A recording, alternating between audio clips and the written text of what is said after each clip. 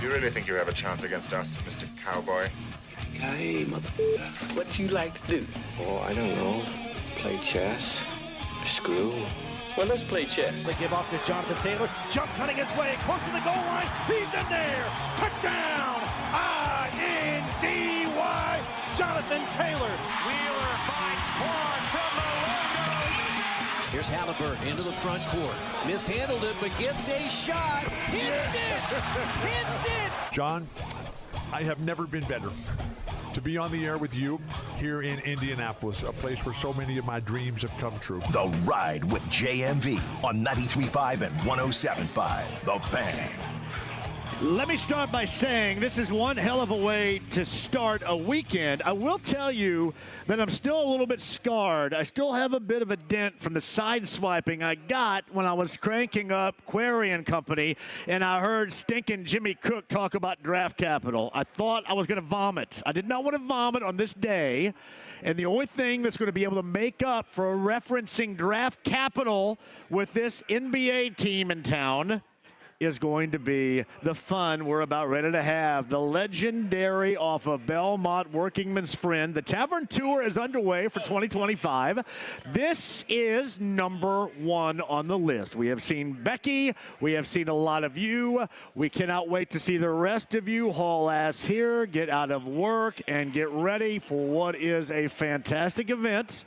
And the great cheeseburgers, in fact, the greatest cheeseburgers around right here at Workingman's Friend. And we know this, that Robin Miller, the late, great Robin Miller, and his order was always double cheese, no middle bun with onion rings. So that is the order of choice.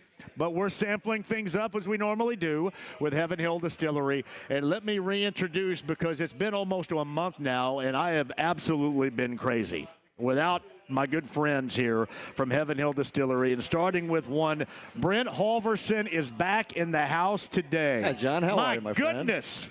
Good to be back. Seriously. It's been a while. You're like a drug to me or something. It's like I was trying to get off. I had that habit going for 4 months, and then all of a sudden it just came to a screeching halt. Well, thanks to the Colts. Yeah. They screwed us all over. You're absolutely right, God man. dang it, Colts. See, there's another reason. Would you win something and get into the postseason so we can extend the fun a little bit? Holy hell. Right. By the way, No, thanks, I Carl. agree. I look really good right there, don't I? You do look good, man. Gosh. Every time I see you, you're down 20 pounds. I know it. I think I even styled my hair a little bit today. I interviewed Howard Jones for a podcast earlier today. I thought, if I'm going to interview Howard Jones, I'm going to get my hair like Howard Jones from the 1980s. There So you that's go. what I did. I kind of wanted to Nailed get my it. hair just like that. But no, That's awesome. It is so awesome to have you back. Yes, good to be here. See my man Romanek over there as well. And there's no better place to start than right here at the Workingman's Friend. Workingman's Friend, John. We did this, 3 years ago? We did, I think yes. we kicked off our Tavern Tour. And, wow. The very first one. It was. And so it's good to be back here because they don't make places like this. Over 100 years old. Yeah. And I can tell you, I got here early to enjoy myself a double cheeseburger with no middle bun. Yes, you did. No middle grilled bun. onions, R. and it Miller was, right it there. was good, The onion absolutely. rings. Yep. We do have to say that the sampling will be happening today. And I know will. I got to be careful the way that I word that, but I always, this is the tack that I take. I'll ask for forgiveness later, okay? At the moment in time, I'm going to do what I think is right, and to tell everybody to come out here and get their Friday off to one hell of a start with samples and the best cheeseburgers anywhere in the U.S. right here, Brett. That is wholeheartedly a 100% true statement. Yes, And, it is. Yeah, come out and join us. We got some great, of course, we're doing the Evan Williams Tavern Tour, so we've got our Evan Williams Black. We've got Evan Williams Cherry. Yes, you do. Peach. We've Yes. got Evan Williams Fire back there. We also have some Elijah Craig, Larceny, Lunazul Tequila. They're awesome here. And Heaven Hill 7-year-old. Oh, my as she goodness, just you shines go. right there. Look at that. That's the goods, too. The Heaven Hill 7. Thank you, dude. It's awesome. We love being here. Yes. I've been excited for this since we started talking about it months ago.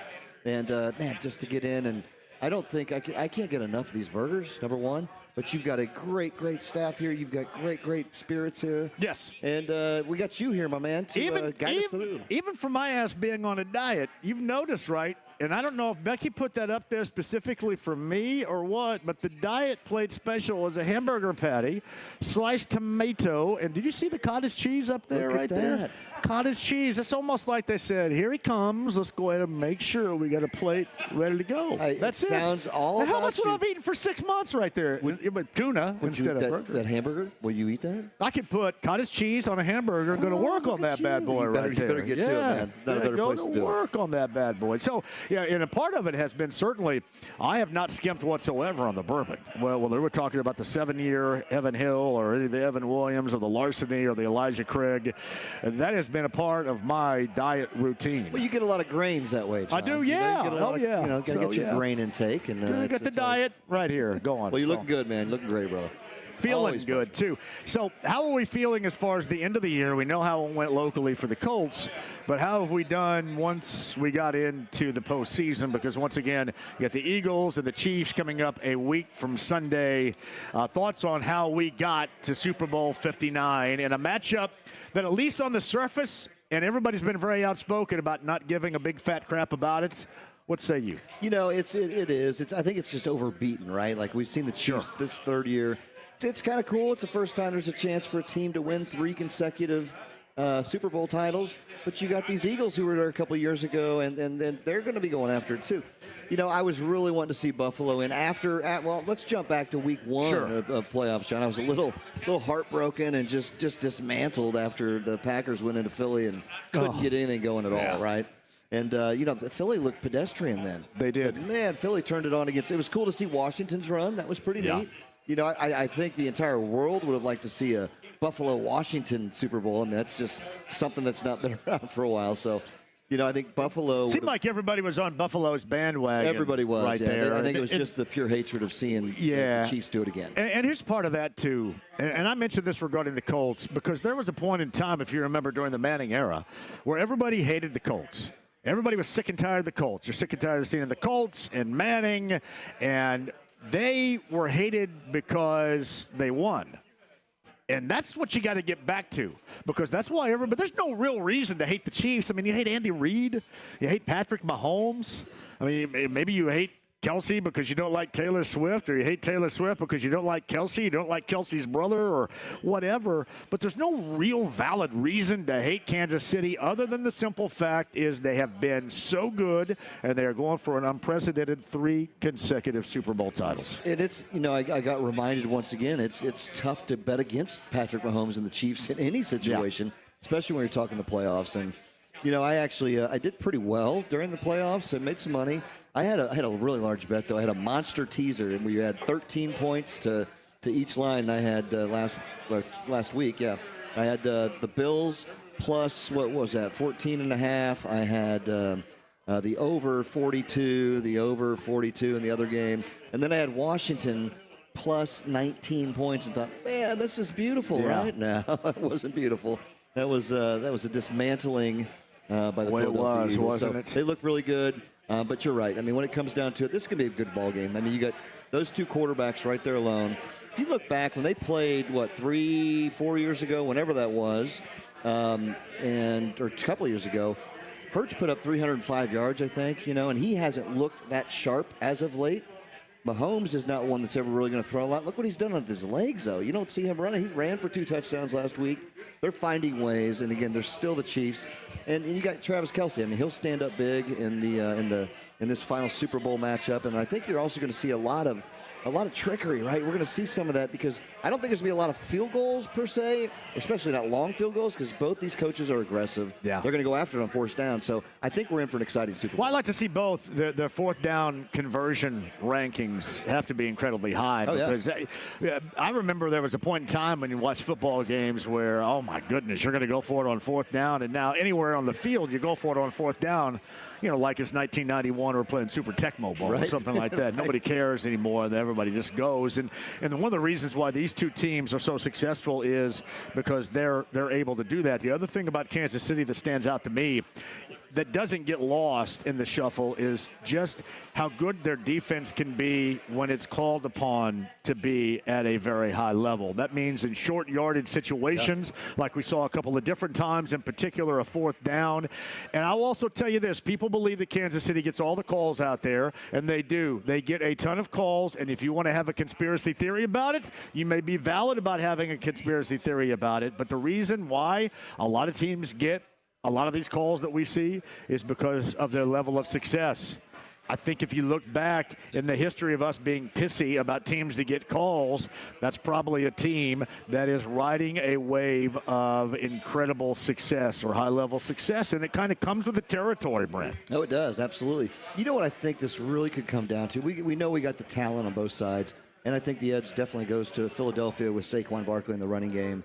Definitely better than putting both the guys, Hunt and Pacheco, in the backfield.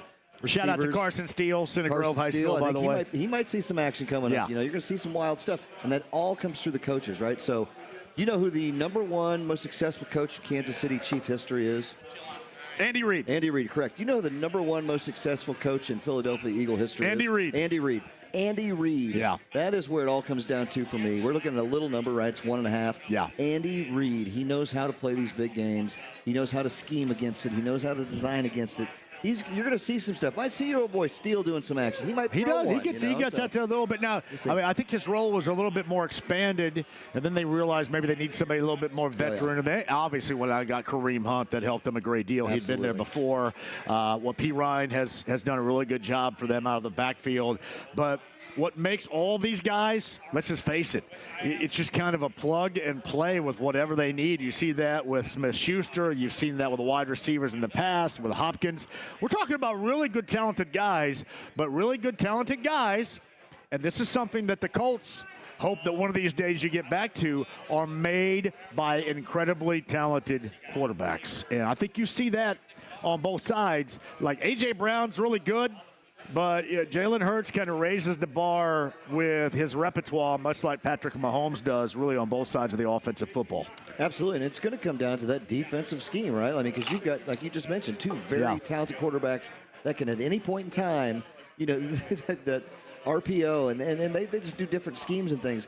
But Jalen Hurts, though, to me, that guy, I mean, when you look quarterback to quarterback, I still think I put Mahomes, you got to give Mahomes the nod. Hurts hasn't looked as good, but he's gotten better. He put up some points last week, looked great last week. I mean, he scored 3 tutties. So did Saquon Barkley, and then it was just a free-for-all in Washington, or against Washington. I don't think you're going to see that. I think this might be a little bit lower scoring than what even the totals, the showcases right now at 49.5. So that's going to be interesting to see how that comes together. But I do think we'll see a lot of action out of those quarterbacks. All right, that's Brent Halverson, Heaven Hill Distillery. Our Tavern Tour Stop 2025 officially underway at the legendary location off of Belmont near west side of downtown. That, of course, is Workingman's Friend. We would love to see you here, so stop by with us. We've got samples. You have the nation's best cheeseburgers going on right here. I would argue, too, when I used to have them, the onion rings are absolutely second to none, too. You have just a fantastic menu, and we've got a lot of the product ready to roll off the shelves here, don't we, Brent? We do, and again, come celebrate over 100 years in existence here at Workingman's Friends. Pretty special to be a part of it. And we talk about tavern tours. This is the epitome of what we're looking for and what we do, John. So good to be back here with my friend, and, please come join us, and we got some complimentary samples we'd like to pass along. And the best part about it is we're near downtown, but not downtown. And if you've been downtown, and I know that there's an influx of people coming in for the Royal Rumble this weekend. It's SmackDown at the Fieldhouse later on tonight. That is all great. But go ahead. Jeff Jones was just telling me here that Jeff Jones is looking for tickets. He gathered like $500 plus just to get in. I had no idea that Royal Rumble still kind of brought that. It's like the Junkyard Dog is going to wrestle later on tonight. That's the only way I'd be paying $500 for that. Yeah, the Tonga Kid. Yeah. But what's funny about it is the traffic. People go, oh, my God, the traffic's terrible. Well, it wouldn't be that bad if the only damn lane that you didn't have open was the damn red line lane, like right next to the convention center. And I mean, that's I don't know who came up with the idea to have these things closed down to one lane like that this time of year when you're having this big event. But tactically speaking, that's probably not going to work out very well for those of you that are in and around Maryland, at least from what I saw around lunchtime a little bit earlier. But best part about this is we're on the fringe of downtown. We're close to downtown, but on the fringe, easy to get to. You can join us at the Workingman's Friend. We're going to be here until after 6 o'clock with the great food, and as you mentioned, Britt, the drink specials that we have and the samples that you have available for everybody, too. Absolutely. Not a better place to be. So do come join us. Come say hello. Let us get some of these wonderful samples in your hands and enjoy being a part of history here at this wonderful spot of over 100-plus years. He is our betting analyst, so we're going to have to get into IU and Purdue. Don Fisher, voice of the Hoosiers, coming up today at 5:30. We'll talk to Don as he will be live from Mackey Arena in West Lafayette. Round number one. This is a rivalry weekend across the board in college basketball. You got Duke and Carolina playing their first time this season as well. A rivalry weekend, and what this, and I know IU fans are going to laugh because most IU fans just want to be, at this point, with the head coach put out of their misery. And I don't think this is a great path to take because if I'm a fan of something, I don't want to see that something get its ass whipped. But it's much like Purdue football fans were before the bucket game.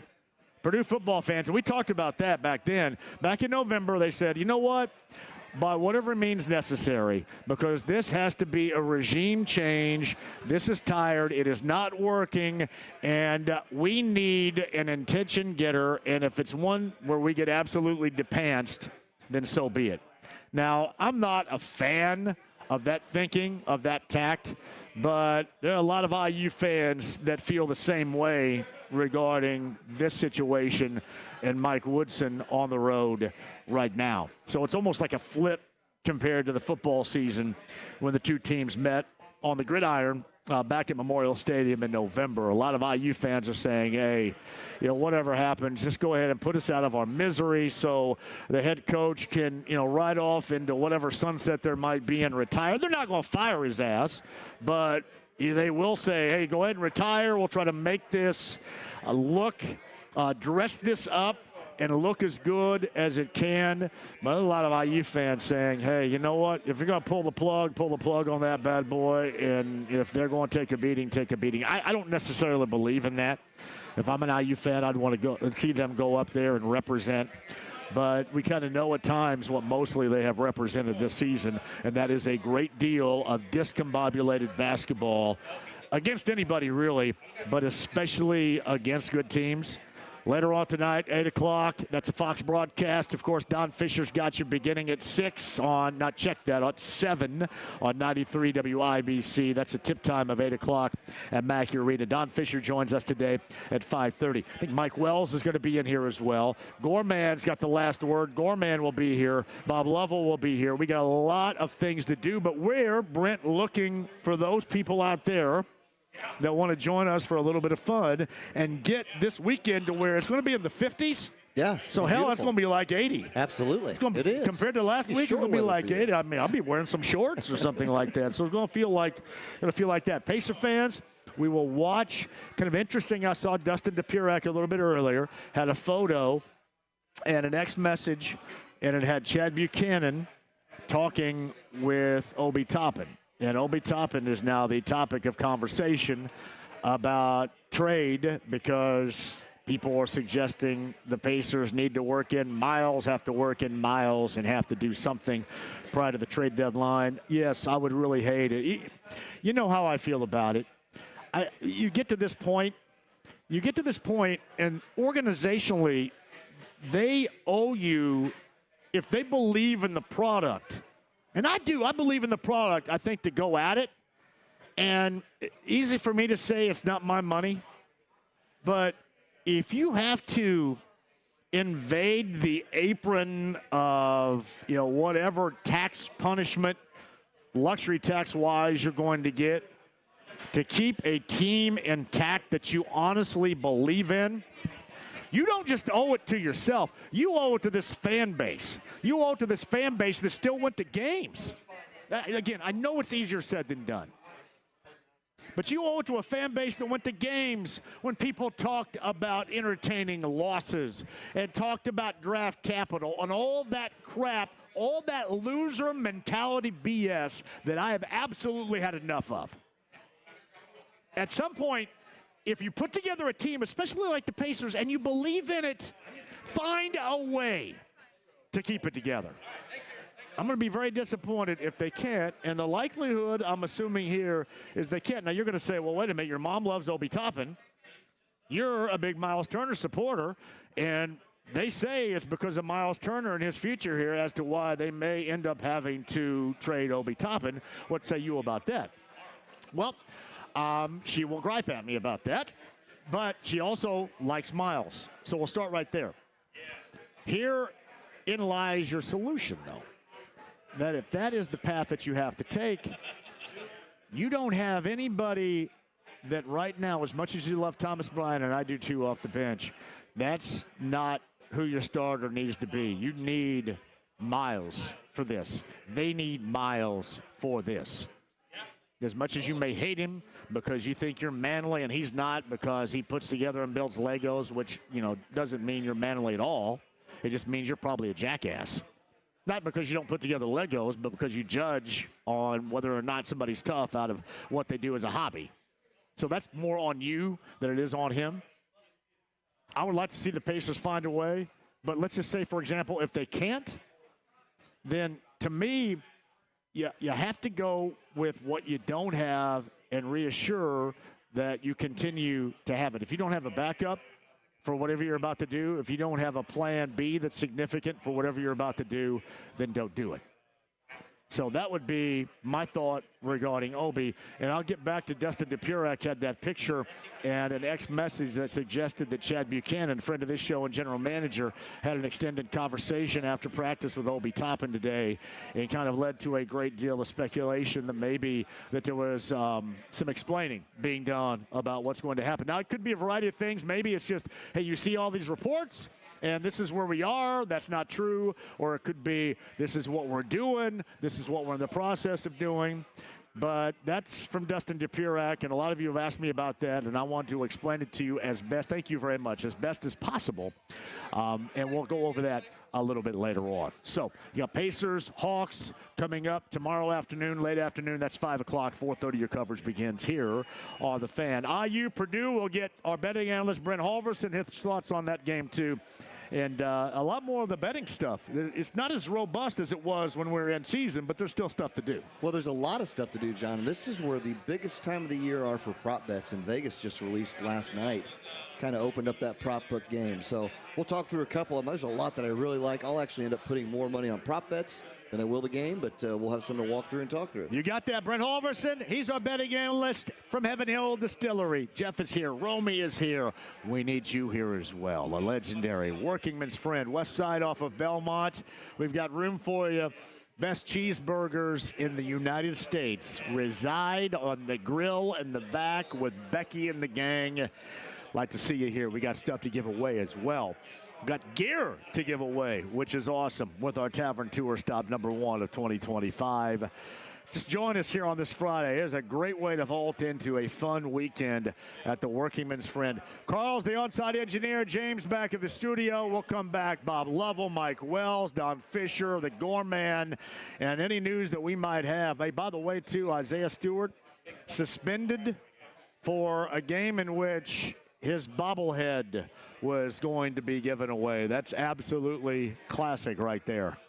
Maybe they just have a game with him in the future when he's actually playing. He can just go out there and be like a horse's ass, right? The bobblehead, just have a big horse's ass bobblehead. That's what you can have. Isaiah Stewart, I don't feel like playing. Don't care about rebounding, playing defense. I just want to be out there and be a horse's ass. So you just make a horse's ass bobblehead and then give that away next time. That's very unique and organic thinking right there. Brent rejoins on the other side. Bob Lovell in here too. The Workingman's Friend, Heaven Hill Distillery, Tavern Tour Stop #1 in 2025. Don't go anywhere. The AAA Membership Lounge via YouTube Live, the stream, the app, 93.5 and 107.5 The Fan.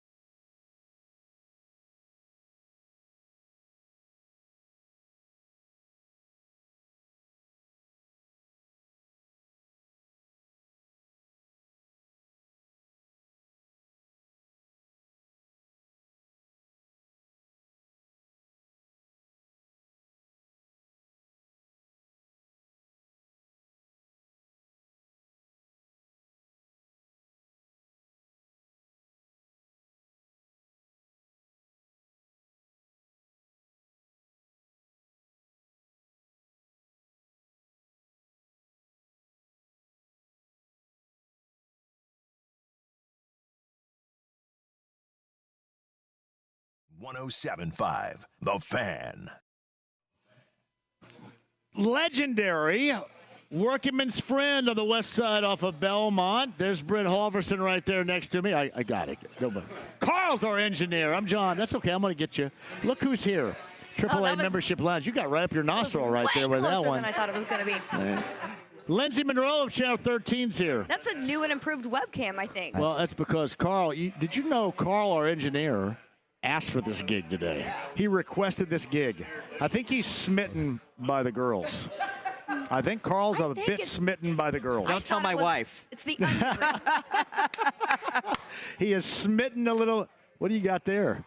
Deep Eddy pineapple. You got to get that, too. We got to get you some drinks. That's Lindsay Monroe is going to join us in a second. Brent Halverson going to rejoin. I cannot wait to see you here at the Workingman's Friend on the west side. We are off of Belmont today.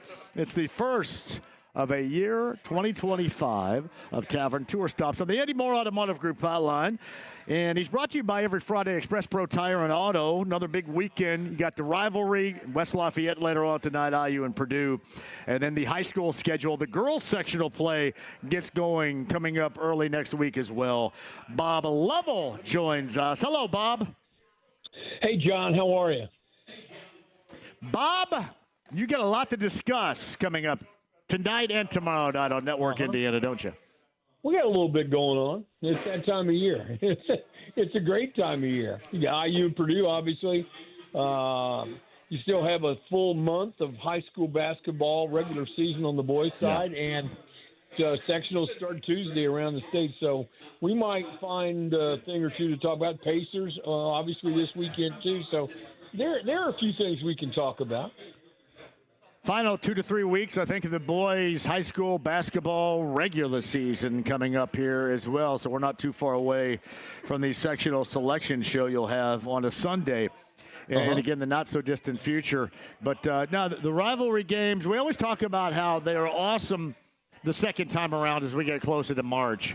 But, this time, especially looking at IU and Purdue, Bob, later on tonight, and knowing what IU needs to take place, and then knowing the division with IU fans right now that love this program and want to see them win, but probably wouldn't mind if they were dealt a loss because they're ready to move on from the current regime. It's an interesting dynamic with IU fans against Purdue later on tonight, for sure.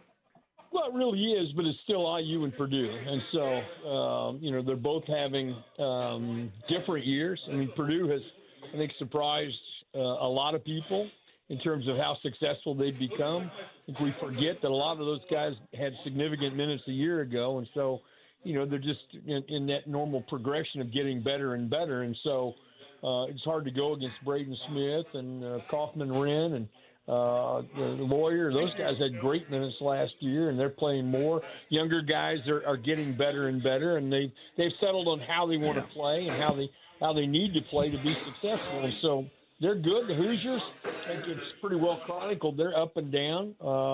I'm not sure exactly if you know what team you're going to get when they play as well as they can play. They're a good basketball team.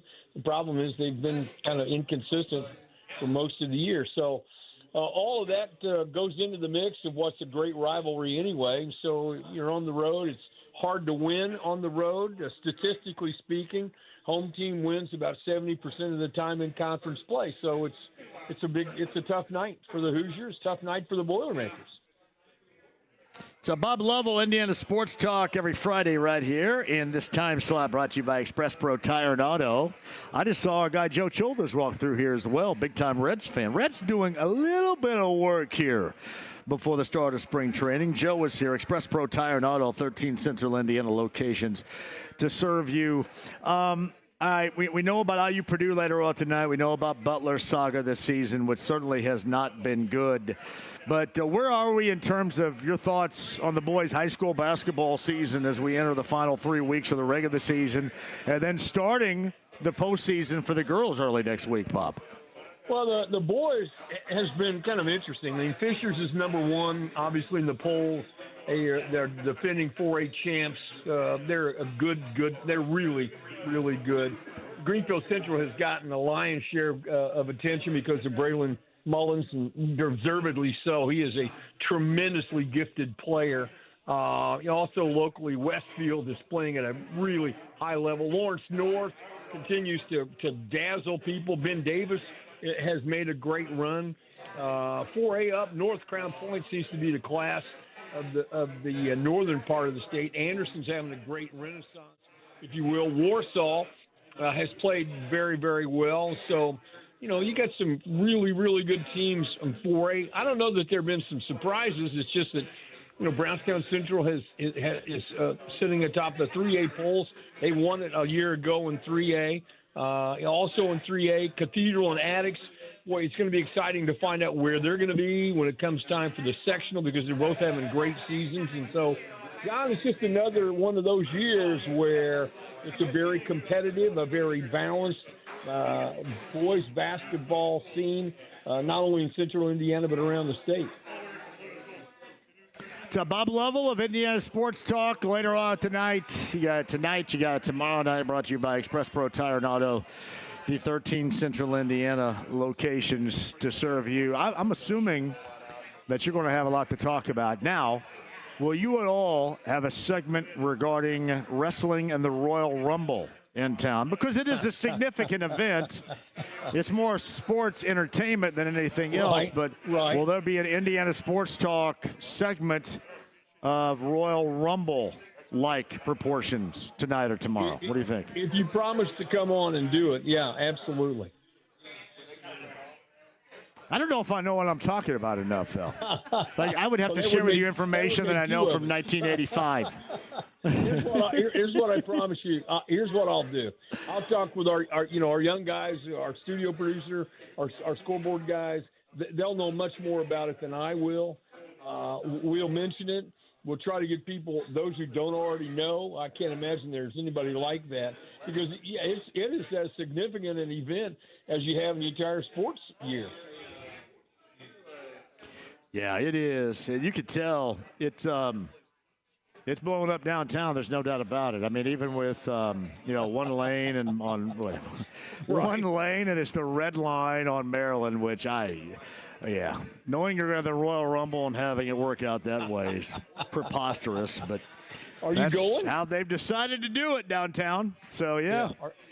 Are you going to be there? I've got the JMV takeover tomorrow. I got to rock the JMV takeover tomorrow night. Oppo of you. So yeah, I am not going to be doing it. No way you could, squeeze the two, because you're the master of being a lot of places at the same time. You can't figure out how to do that. Yeah. And walk up to the studio. I mean, it's not that far. Or somebody, I'm trying right now. I want to go see my guys at Yacht Rock Review in Brown County. That was my plan. But now my daughter wants to be picked up from Cinegrove and Roncalli after the game.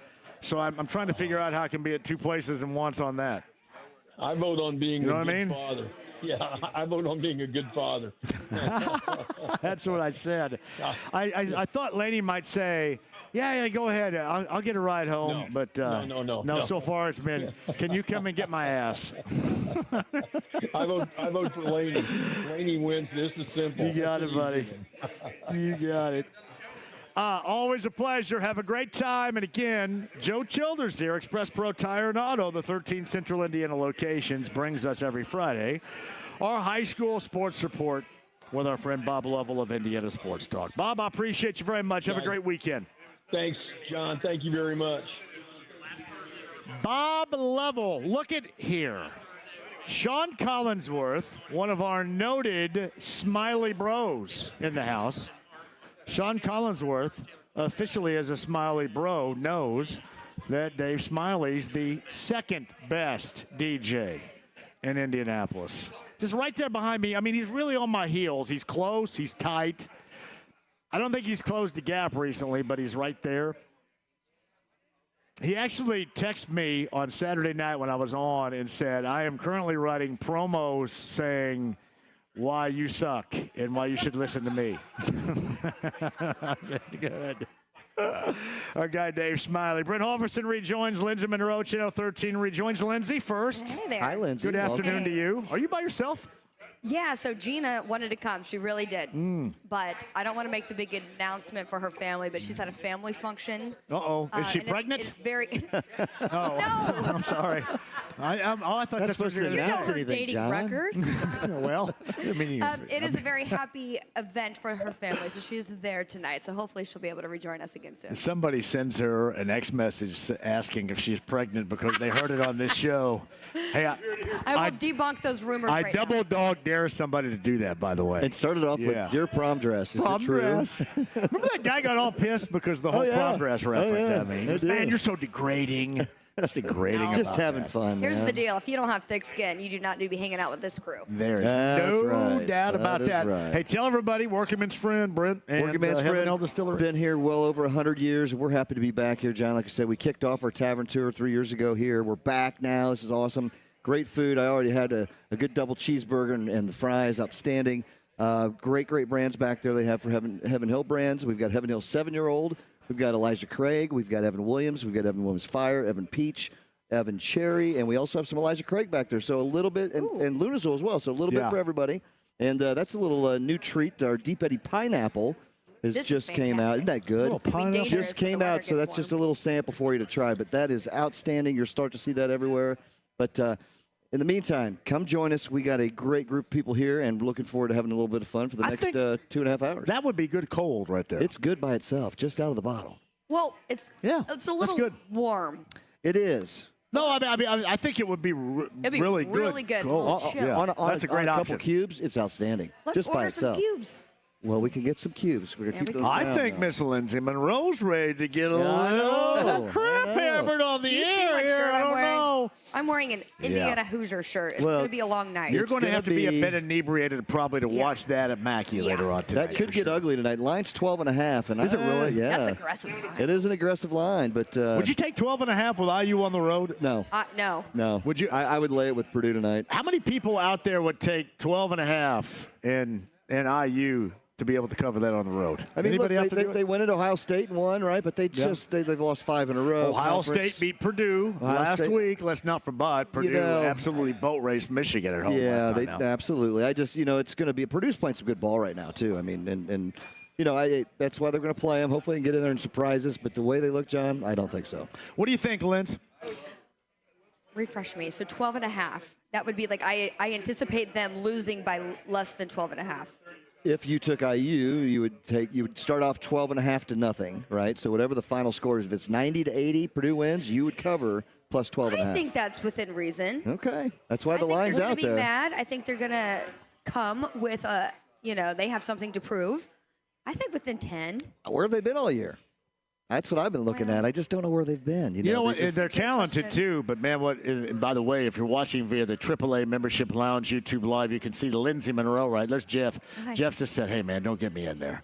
That's Lindsay Monroe right there, Channel 13 WTHR. It's like Now, a fish angle. they are. I think they're a talented group, but together, like individually, they're talented, but together, man, they are just full of holes. They're discombobulated, and a lot of that is the leadership or lack thereof of what they are. That's Lindsay, Brent. I'm John, Workingman's friend. Love to see you here. Plenty of time with Mike Wells, Don Fisher, the Gourmet, and more still to come. Samples are flowing, and the greatest cheeseburgers in the history of the United States when Becky is back there right now preparing for you. Remember, double cheese, no middle bun, onion rings, the late, great Robin Miller order for you at Workingman's Friend. Heaven Hill Distillery in our first Tavern tour stop of 2025. We return with your calls and more. I think Roland's on hold. We'll do that and a lot more for you coming up on the other side, including Simple Minds, Soft Sell, and Modern English tickets to give away. Don't go anywhere.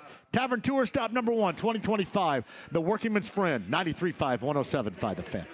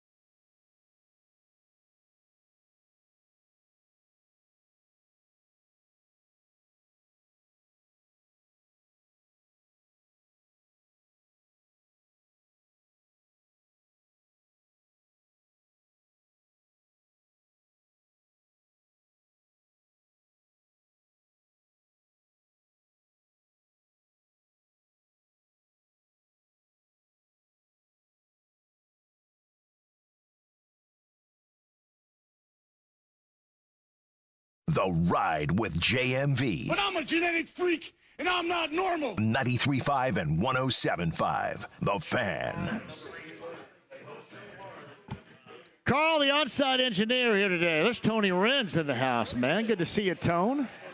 Man, I see so many familiar faces. Alex from the shop, Broad Ripple and Carmel is here. I think Alex wants a little larceny bourbon and ginger. Oh, I think he's doubled up. I like that. Look my at that. goodness. Oh, yeah. That's the way to get after it right there. That's like he's back in West Lafayette in the day right there, attending Purdue University. That's Brent Holverson's voice right there. Lindsay Monroe, Channel 13. Romy, Jeff, and the gang here. This is a Tavern tour stop at the Workingman's Friend off of Belmont, the near west side, Brent. 100+ years. I mean, a lot of history. A lot of history in these walls. And, again, it's just an attribute to Becky and Shelly and the staff and everybody here. The amazing food, the amazing cocktails, and we got you here, John. So, I mean, things are cooking today. Be around for another, 2.5 hours or so. We have our friends, too. Damon's over there. Paul's over there. Jeremiah. I think J-Law's in the house. Ross and Alicia here as well. We have a lot of our friends that love to soak up and enjoy the atmosphere that is provided not just with Heaven Hill Distillery, but here at the Workingman's Friend. Absolutely, and it goes hand in hand, right? So, I mean, that's what we're doing here on these tavern tours. We're going out after the iconic establishments, right, that have been around for a while. It's places that we all know and love, and it's a treat for us to be here. So, and at the end of the show, we'll announce where we're going for February, and we've got this starting to build up right now, John. So we've got the next 4 or 5 months kind of locked in.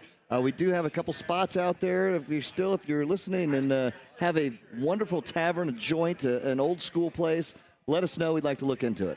Yes, Lindsay Monroe is here too. No, don't send that to Gina like I kind of joked about a little bit earlier about the knocked-up thing. Did I send nothing to Gina? I shouldn't say that probably.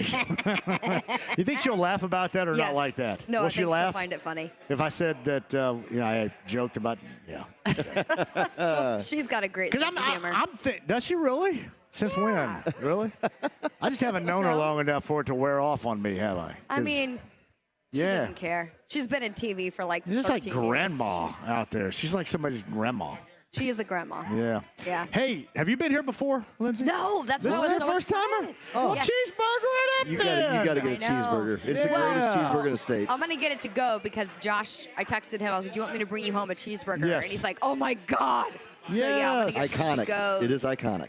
Yeah, toward the end of this and take that home. You going home to watch IU tonight? Is that what's happening? Yeah. Party in your house tonight? We've got some friends coming over to the basement bar where you don't get kicked out of your own house if you say things that are inappropriate. You're not in public. Right. It's the safe spots. To Understand. That's probably one of the few underdog. where we are today. You mentioned too the spread for IU Purdue later on tonight is 12.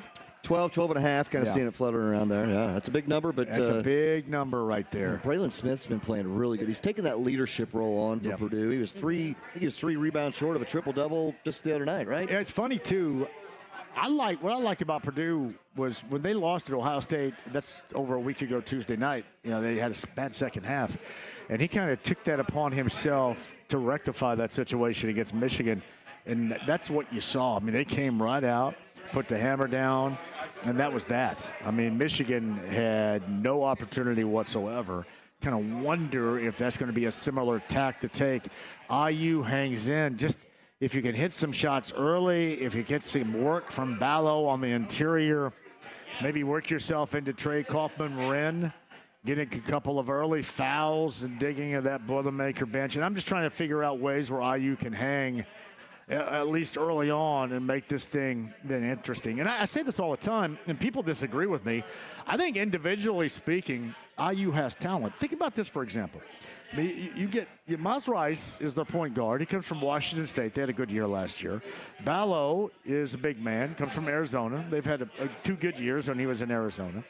Carlisle, maybe not so much at Stanford, but he had a good year last year. So you have 3 Pac-12 guys that had good seasons, but come here and collectively, at least 2 of the 3 outside of Ballo look so stinking discombobulated that you wonder if they were better off staying where they were, because right here it doesn't look like it's working for them. So individually, I think they have a lot of talent, but to get that collectively is something that IU's just been, simply put, unable to do. Yeah, and I think that's why it all defaults back to like, okay, well, what's the coaching doing? Because we know we have all this talent on the team, and I think maybe that's the case, maybe not, but it's just the easy default blame once you're seeing all this talent not coming together like it should. Well, I mean, and that's the coaches. The coach went out and spent the NIL money on these guys, and you bring them in, and they look that discombobulated. Mm-hmm. That's the way this is going to go. That's Lindsey Monroe. That's Brent Holverson. I'm JMV. Thank you for joining us. That's James back in the studio. Carl is here as well. Workingman's friend. We're on the west side off of Belmont. Tavern tour stop number 1 of 2025 is at the Workingman's friend. That's the AAA membership lounge via YouTube Live. You guys can watch inside the lounge if you guys want right now as well. Mike Wells on the way. I'm going to have somebody on. Am I allowed to call that the Palladium, James? You think? What's the official name of it in Carmel? I think I just referenced that as the Palladium because you know I'm a big man of shows around here. What's the official name of it? Let me look at my email real quick and I'll get back to you. Probably ask James. Yeah, that's okay. Yeah. Well, do you know, I was going to ask you this, because you're a big-time fan of classic rock. You love the Grateful Dead. Warren Haynes? Oh, I love Warren Haynes. Well, Warren Haynes is coming to the Palladium. Absolutely. And we're going to be a part of a ticket giveaway. Oh, that's outstanding. And we're going to talk about Warren Haynes and other things, too. What do you know about Warren Haynes? So Warren Haynes, I mean, just going back, he's playing with the Allman Brothers, right? Yeah. The Allman Brothers I've been a huge fan of for years. But then what he's done with his own Warren Haynes band, he's gotten together with Tedeschi Trucks. He is a musicianal genius that can sit in with anybody, play with anything. He's done a lot of stuff for, he does the Grateful Dead orchestra shows, where he kind of takes that Jerry guitar riff lead. See, I knew this was going to be the conversation for you coming up. Oh, absolutely. I'm excited about that because that's a big deal. And, great place to go in a very small, intimate setting at the Palladium up there. That'd be great. That's Brent Holverson. That's Lindsey Monroe. I'm John. Let's take a break and come back with Mike Wells on the other side. Let's get Gorman and Don Fisher.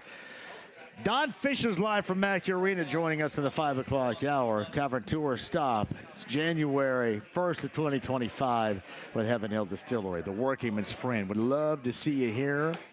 Lindsey Monroe is going to have the first cheeseburger of all time of her life right here, which is going to be incredible. Quick break. We'll come back. 4 o'clock hour with me and you with us straight ahead. 93.5, 107.5, The Fan.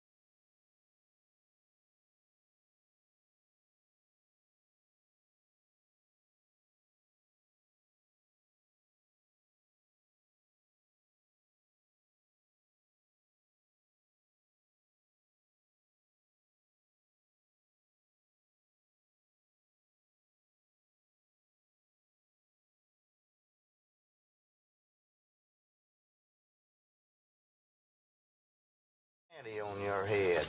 Just drive fast, okay?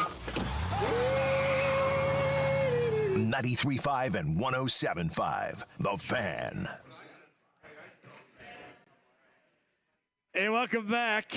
Mike Wells, re-entry, slow jam-wise. I know we're going a little bit slow right here. Mike's going to have to catch up with this bad boy. Brent Halverson, Lindsey Monroe, Workingman's Friend, Tavern Tour Stop number 1, Heaven Hill Distillery. Mike, I am presenting you with Guy. Take it away. Oh, yeah. I thought you'd like it. Oh, yeah. I know it's a walk-up talk-up, buddy. Yeah, that's a walk-up talk-up. Oh, yeah. Here we go right now. Here we go. All right, Jim. Still. Oh, yeah, baby. Hey, we got to let this go. I got to hear the words. We got to really get the first verse. You Teddy Riley or Aaron Hall, Mike? Hey, I'm Teddy Riley. That's the producer. Oh, here we go. Here we go, right here. Yeah, me too. From the first time I saw your face, nice. Girl, I knew I had to have you. Wanted to win you in. Embrace. Oh, this might be the worst one yet. Man. Oh, here we go. My brother, the undergarments are dropping everywhere right now, buddy. Lord have mercy. I will do. Hey, Mike, you know that Teddy Riley's been on this show before. You know that. I think you'd be really proud of your interpretation of "Let's Chill" by Guy right there. I can only imagine what the facial expressions are right now up in that bad boy. They love it here, man. I've never been to that place before, ever. What? I've been here for 20 years, and I've never been. Spectacular is what it is off of Belmont near West Side. Workingman's Friend, Tavern Tour Stop number 1 of 2025. What's your excuse for never being here? That's a great question because I love burgers, and everybody raves about the burgers. I got to go to the ATM because word on the street is they only take cash. So, no. Cash only, I man. I never carry cash anymore. Giant double cheeseburger. Robin Miller used to go giant double cheeseburger with no middle bun and onion rings every single time when we were here. And that's what got me started here. And that was like a noon tradition with a lot of the former Star guys that you know as well. And it's a tradition that lives on, I think, 104 years. They celebrated a birthday or an anniversary, if you will, a couple of weeks ago. 104 years, which is absolutely incredible, Mike. Yeah, I do have to get there because I love burgers. I love onion rings. At some point, I'm going to make my way over there and have to partake in the great food because, you know, friends of the show, Conrad Brunner, Bill Benner, those guys have told me about how great the food is over there. I'm just waiting on that invite of former Star employees, man. It's like they forgot I worked with the Star. Yeah, well, and we got a lot to talk about with you right here, too. So I know that you're staked out a lot in Bloomington. IU Purdue, round number 1 later on tonight.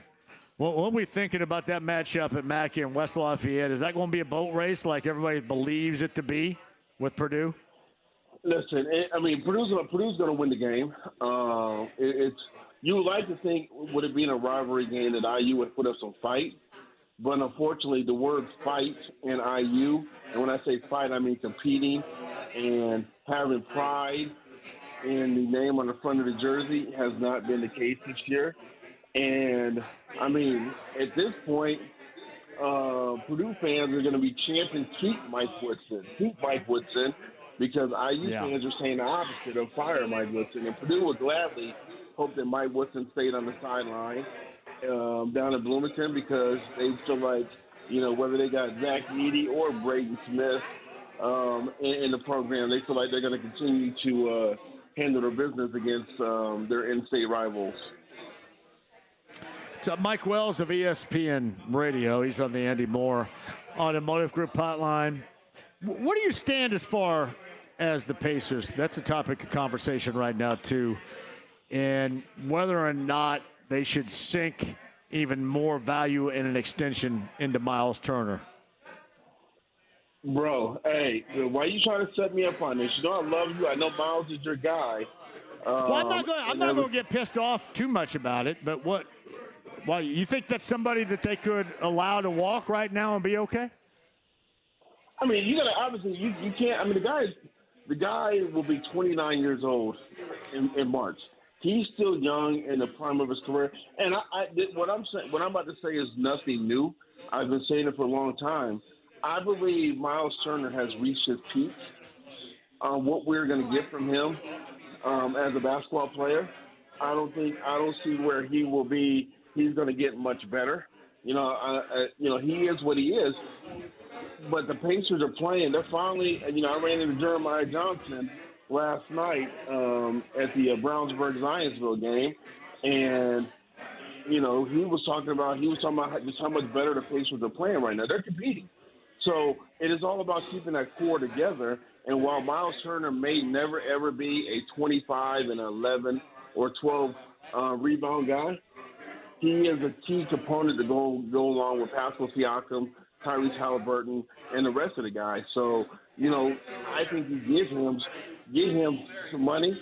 But at the same time, you got to realize that, what you're getting and how much better Miles may or may not be in his career. Where do we factor in how this team plays as to what level they play with him and clearly what they would look like without him, though? I mean, isn't that more about it right now than any expectation that when he gets 30-plus that he's going to raise his game even more? Isn't it about continuing to build in a necessary piece for this team to be at their best, which clearly it's not just me saying that. I mean, Siakam says that. Halliburton says that. Is he not a necessary piece that you need around regardless of what you think he's going to end up being at 32 or 33? He's a major he is a major piece. He is a gigantic piece of what they have going in that situation. So I say get him his money. Of course, they're gonna overspend him. It is a players' league. Players are going to get more money than what they're probably valued for. But what Kevin Pritchard and Chad Buchanan have to do is you can't break the bank for Miles Turner. Well, I don't think they're going to because the whole cap's going to get higher. And it's going to get raised. And I think right now you kind of look at him as a guy that with his skill set fits nicely in the now and is going to fit nicely in the future. Now, I will take this even further because I like this team intact the way that it is. And I've said that. I want to see it grow the way that it is. But there may be a tough decision to be made because the Pacers don't want to go significantly into the luxury tax, meaning past that first so-called apron, whatever that is. If they were forced into a situation where they had to trade, for example, Obi Toppin to secure Miles for an extension in the distant future, would you be okay with that? I'm going to say yes. I would be okay with that. And again, it's more. I've said how I feel about Miles Turner, but I would say yes. If they've got to move Obi. I mean, he's only averaging 19 minutes a game, so it's not like 19 minutes a game, less than 10 points a game. So it's not like you're asking to move a gigantic figure to your roster. He's playing in less than games, so yeah, let him go. Because and I preface it because you can find an Obi Toppin out there who can come in and give you 20 minutes a game and off the bench, bring some energy or whatnot. Those guys are a dime a dozen in the NBA. Do you think that we already have one on our bench right now and say like a Jarris Walker? I mean, you look at the numbers. The numbers are somewhat fairly even across the board. Like you said. Hey, by the way, it's good to hear from you. I'm glad. I was wondering if you were going to ask a question today. I mean, I know the Colts are done, but I was wondering, are we there just eating that double cheeseburger and onion rings, or are we going to get a question in? So I'm glad you're with us. But no. JMV has been hogging the mic. Had to sneak one in. I did, yeah. I have been hogging it a little bit here because this is something near and dear. He's very passionate. You're right. I mean, numbers are very, very similar to each other. And if anything, it gives a Jarris Walker more playing time to go in and do, because he's doing what he's doing with 3 fewer minutes per game, the same type of numbers that Obi Toppin's putting up. So it opens up the door where you can find that next Obi Toppin that's averaging 20 minutes a game off the bench. I just think, Mike, in this case, that you don't have anybody to replace Miles. So I don't know why you'd blank with that right now. I don't want it to see them. Like, here's my perfect world scenario, Mike. Like, I think that these teams owe it to the fans that hang around through the entertaining losses and the consistent discussions of draft capital and trade value and all that nerdery losing crap, that I think these professional teams around here owe the fan base a little bit of something. So if you have to venture into the luxury tax, then you should, for the sake of the fan base. Now, that's easier said than done for me because it's not my money, but that's my belief. If you think that you have a team that is put together to challenge, maybe not ready right now, but a little bit further down the road, and you're working for that as of right now, then you don't blank with it, if you're me. But I know that's not the real world, and the real world would suggest that the Pacers don't want to get significantly into a luxury tax, and thus a tough decision is going to have to be made. So I think I guess that's where we are. But a perfect world for me is, all right, these fans have invested in your ass for a long time, even through losing. So invest in them. And if you truly believe in this product right now, the way that it's constructed, continue down the path with it. Well, let's take it a step further, John. If this were 6 weeks ago, when the Pacers couldn't walk and chew gum without losing a game, that's when you start to question, all right, is it time to make a move to kind of alter things up, try to get a little fire, light a little fire underneath their ass or whatnot? 6 weeks ago, that was the case. Yeah. We were talking about how they couldn't do anything right. And now you look at the standings, they're sitting 5th in the Eastern Conference, and the 4 teams in front of them, meaning Cleveland, Boston, New York, and Milwaukee, the Pacers have shown they can compete and beat those teams. So let's not disrupt that the core group right now. Because do I think they're going to get to the NBA Finals this year? Probably not. But they got a chance to put a scare in all 4 of those teams and potentially upset 1 or 2 of them. It seems like that everybody else finds a way, Mike. Right? Everybody else finds a way in what they believe in to put something together and then to justify it, to play it out, and then that brings them a championship or obviously competing for one. Why are the Pacers any different? Why should the Colts be any different here? Right? Why shouldn't these organizations be as invested as these fans are in them? Well, I mean, so here's my question. Well, we're not even going to talk about the Colts right now. So I'm trying to make sure I understand this. So do you think the Pacers are not as invested? They've already half-assed their decision with doing what they're doing right now with their general manager. So, they've already shown their cards for, you know what, it really doesn't matter. And cross your fingers and you hope for next year, which has basically been the case for the last 4. So that's on them. But, yeah, specifically about the Pacers right now with the product that's growing, that you believe in, at some point I think the fans need to see, organizationally speaking, a little payback for their enjoyment and belief in the product, if you can.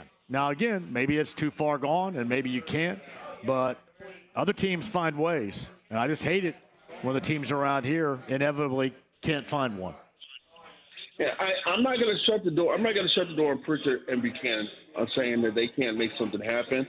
And it's more so because of how they played over the past month or so. Now the Colts, we already know where they stand, but I just love the way the Pacers compete. Like when they got their heads out their butt and they're defending, and they're moving up and down, and they got things going offensively. Look how they bounced back last week in Paris. They got thumped by 30. And then they come back and beat San Antonio in the second game. Then they come back and, that was supposed to be one of those slippage type games against the Pistons. Instead, they didn't get rattled by Stewart being acting wild out there, and they beat the Pistons. So maybe, and I'm just gonna say maybe because I don't want to throw them back in my face down the road by fans. Maybe this team can't turn the corner and continue to climb the ladder in the Eastern Conference because they're only a half game behind Milwaukee for the 4th seed at the moment. I get sick and tired around here of talking about teams that would be, could be, should be, and can't. And then seeing other cities, other markets, other organizations going all the way and doing. And I would have to think that if I were paying the price of admission like the fans were around here, that I would have a similar feeling. And again, I do realize that what I'm saying right now is easy. It's easy for anybody to say, especially a dumbass like me. But at some point, I think these organizations that, obviously get a lot into what they charge to be a part of it for their fans, deserve a little bit of get back, a little bit of payback. These fans deserve it. And if you believe in it, right? If you don't believe in it, then okay, that's your decision. That's fine. But if you believe in it, then, why break it up? Because you're concerned about, some threshold or some apron of, and again, it's easy for me to say, but that's the aspect that drives me nuts. Just because others seem to find ways, Mike, around it, whereas around here, that's not genuinely the case. Oh, yeah. I mean, we've watched that for years about that on both sides. So, it just wears me out. Wears me out. The way the Pacers are constructed right now, today, let's just say, the GM and the president sit on their hands, don't make one move. How good can this team be come April and May? Yeah, well, and that's the thing. I don't know what move. Like, I get what you're saying about it. What move would we be talking about? Because the only move out there that we've heard anything about is Cam Johnson for any other team. And I don't think that he's the difference between them. I'm just talking about a growth in a team that you believe in. The reason why you want to bring everybody back, the reason why you want to extend. Maybe not necessarily this year, but why not further down the road? Why not be able to have a little bit of patience on what you're going to see in Matherin or what you're going to get from Walker and work that out? Why do you have to make defining moments of decision-making about a team right now that's still on the grow in this moment when others don't? So that's just kind of what I think about. And I think about it in terms of both of the professional franchises around here. Yeah, hey, I got to tell you, brother. You and I have been doing Fridays together for now about 15 years, and right. I know there's things that don't, that ruffle our feathers. I feel like you are borderline have shut the door on the Colts. Am I reading this incorrect? I don't think there's any evidence out there that would suggest that the season that we're going to watch them perform, that there's any reason to believe that it's going to be any different than what we have seen in recent history. Is that fair to say? Yeah. Oh, I mean, of course. I'm not going to sit here and kiss anybody's ass about what these guys can do. I'm not going to blow smoke up rear ends about what these guys can do, because I can go on evidence of what they can't do. And I hope that I'm wrong. But the problem, Mike, we have with them is that they've been wrong more than the fan base. The fan base has been right more with positions of need that they haven't addressed and where we are in positional competition. All this crap that everybody has talked about that they have had little to no recognition of until now. So now it's going to be different. It just gets tired. It gets tired. And that's what comes with going through an era in which you have been told that you should have a high level of expectations. Hey, I'm not making this crap up. They're the ones that told us that. And they're the ones that don't follow through on it. So why should this coming year be different? So we'll see. They're going to have to show me. Yeah. Hey, I'm not saying I disagree with you, but I hear it in your voice. Man, I still can't believe it has been 10 years. 10 years this month, as we're in the last day of February, since they got to the AFC Championship game. I mean, it is amazing.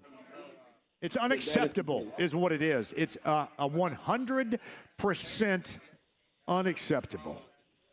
That's where we are, right? As the rest of the AFC is just moving along with great quarterback play, great talent, all down the road. So no, well, and Mike, inevitably, I'm going to be crossing my fingers with everybody because that's all we're doing is crossing our fingers. And listen, I hope that finally some good fortune shines on this organization, this fan base, because by God, they need, like, I think about it in terms of the fans, Mike, and I think about it in terms of those that advertise and those that pay a lot of money and look for a return on investment.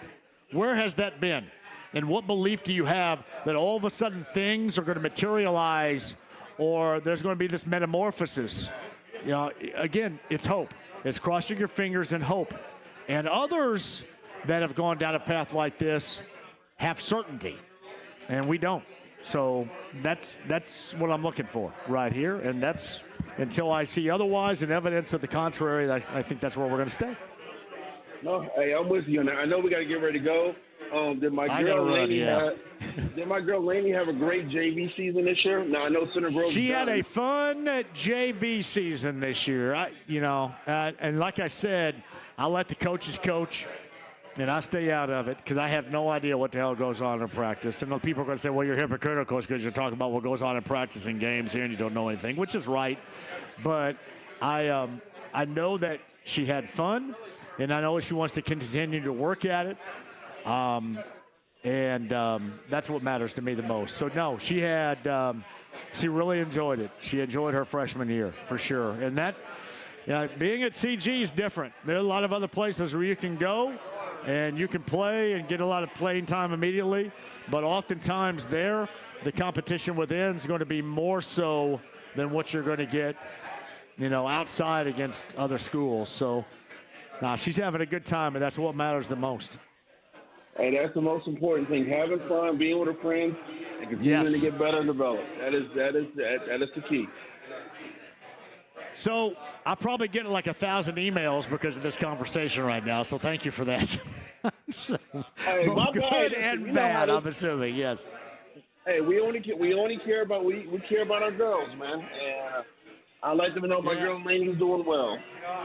Well, well, shout out to you guys over there too. I know what you guys are doing over there is awesome, and you know how much we love Layla, no doubt about that, and the entire fam. Hey, hang in there, buddy. We'll do it again next week, okay? And listen, hopefully my ass is wrong, but it just hasn't been wrong very much recently regarding that. So hopefully I'm going to be wrong about all that we just talked about right here. But I know my email is going to be full. There's no doubt. Thanks, Mike. I appreciate you. Have a great weekend. Talk to you.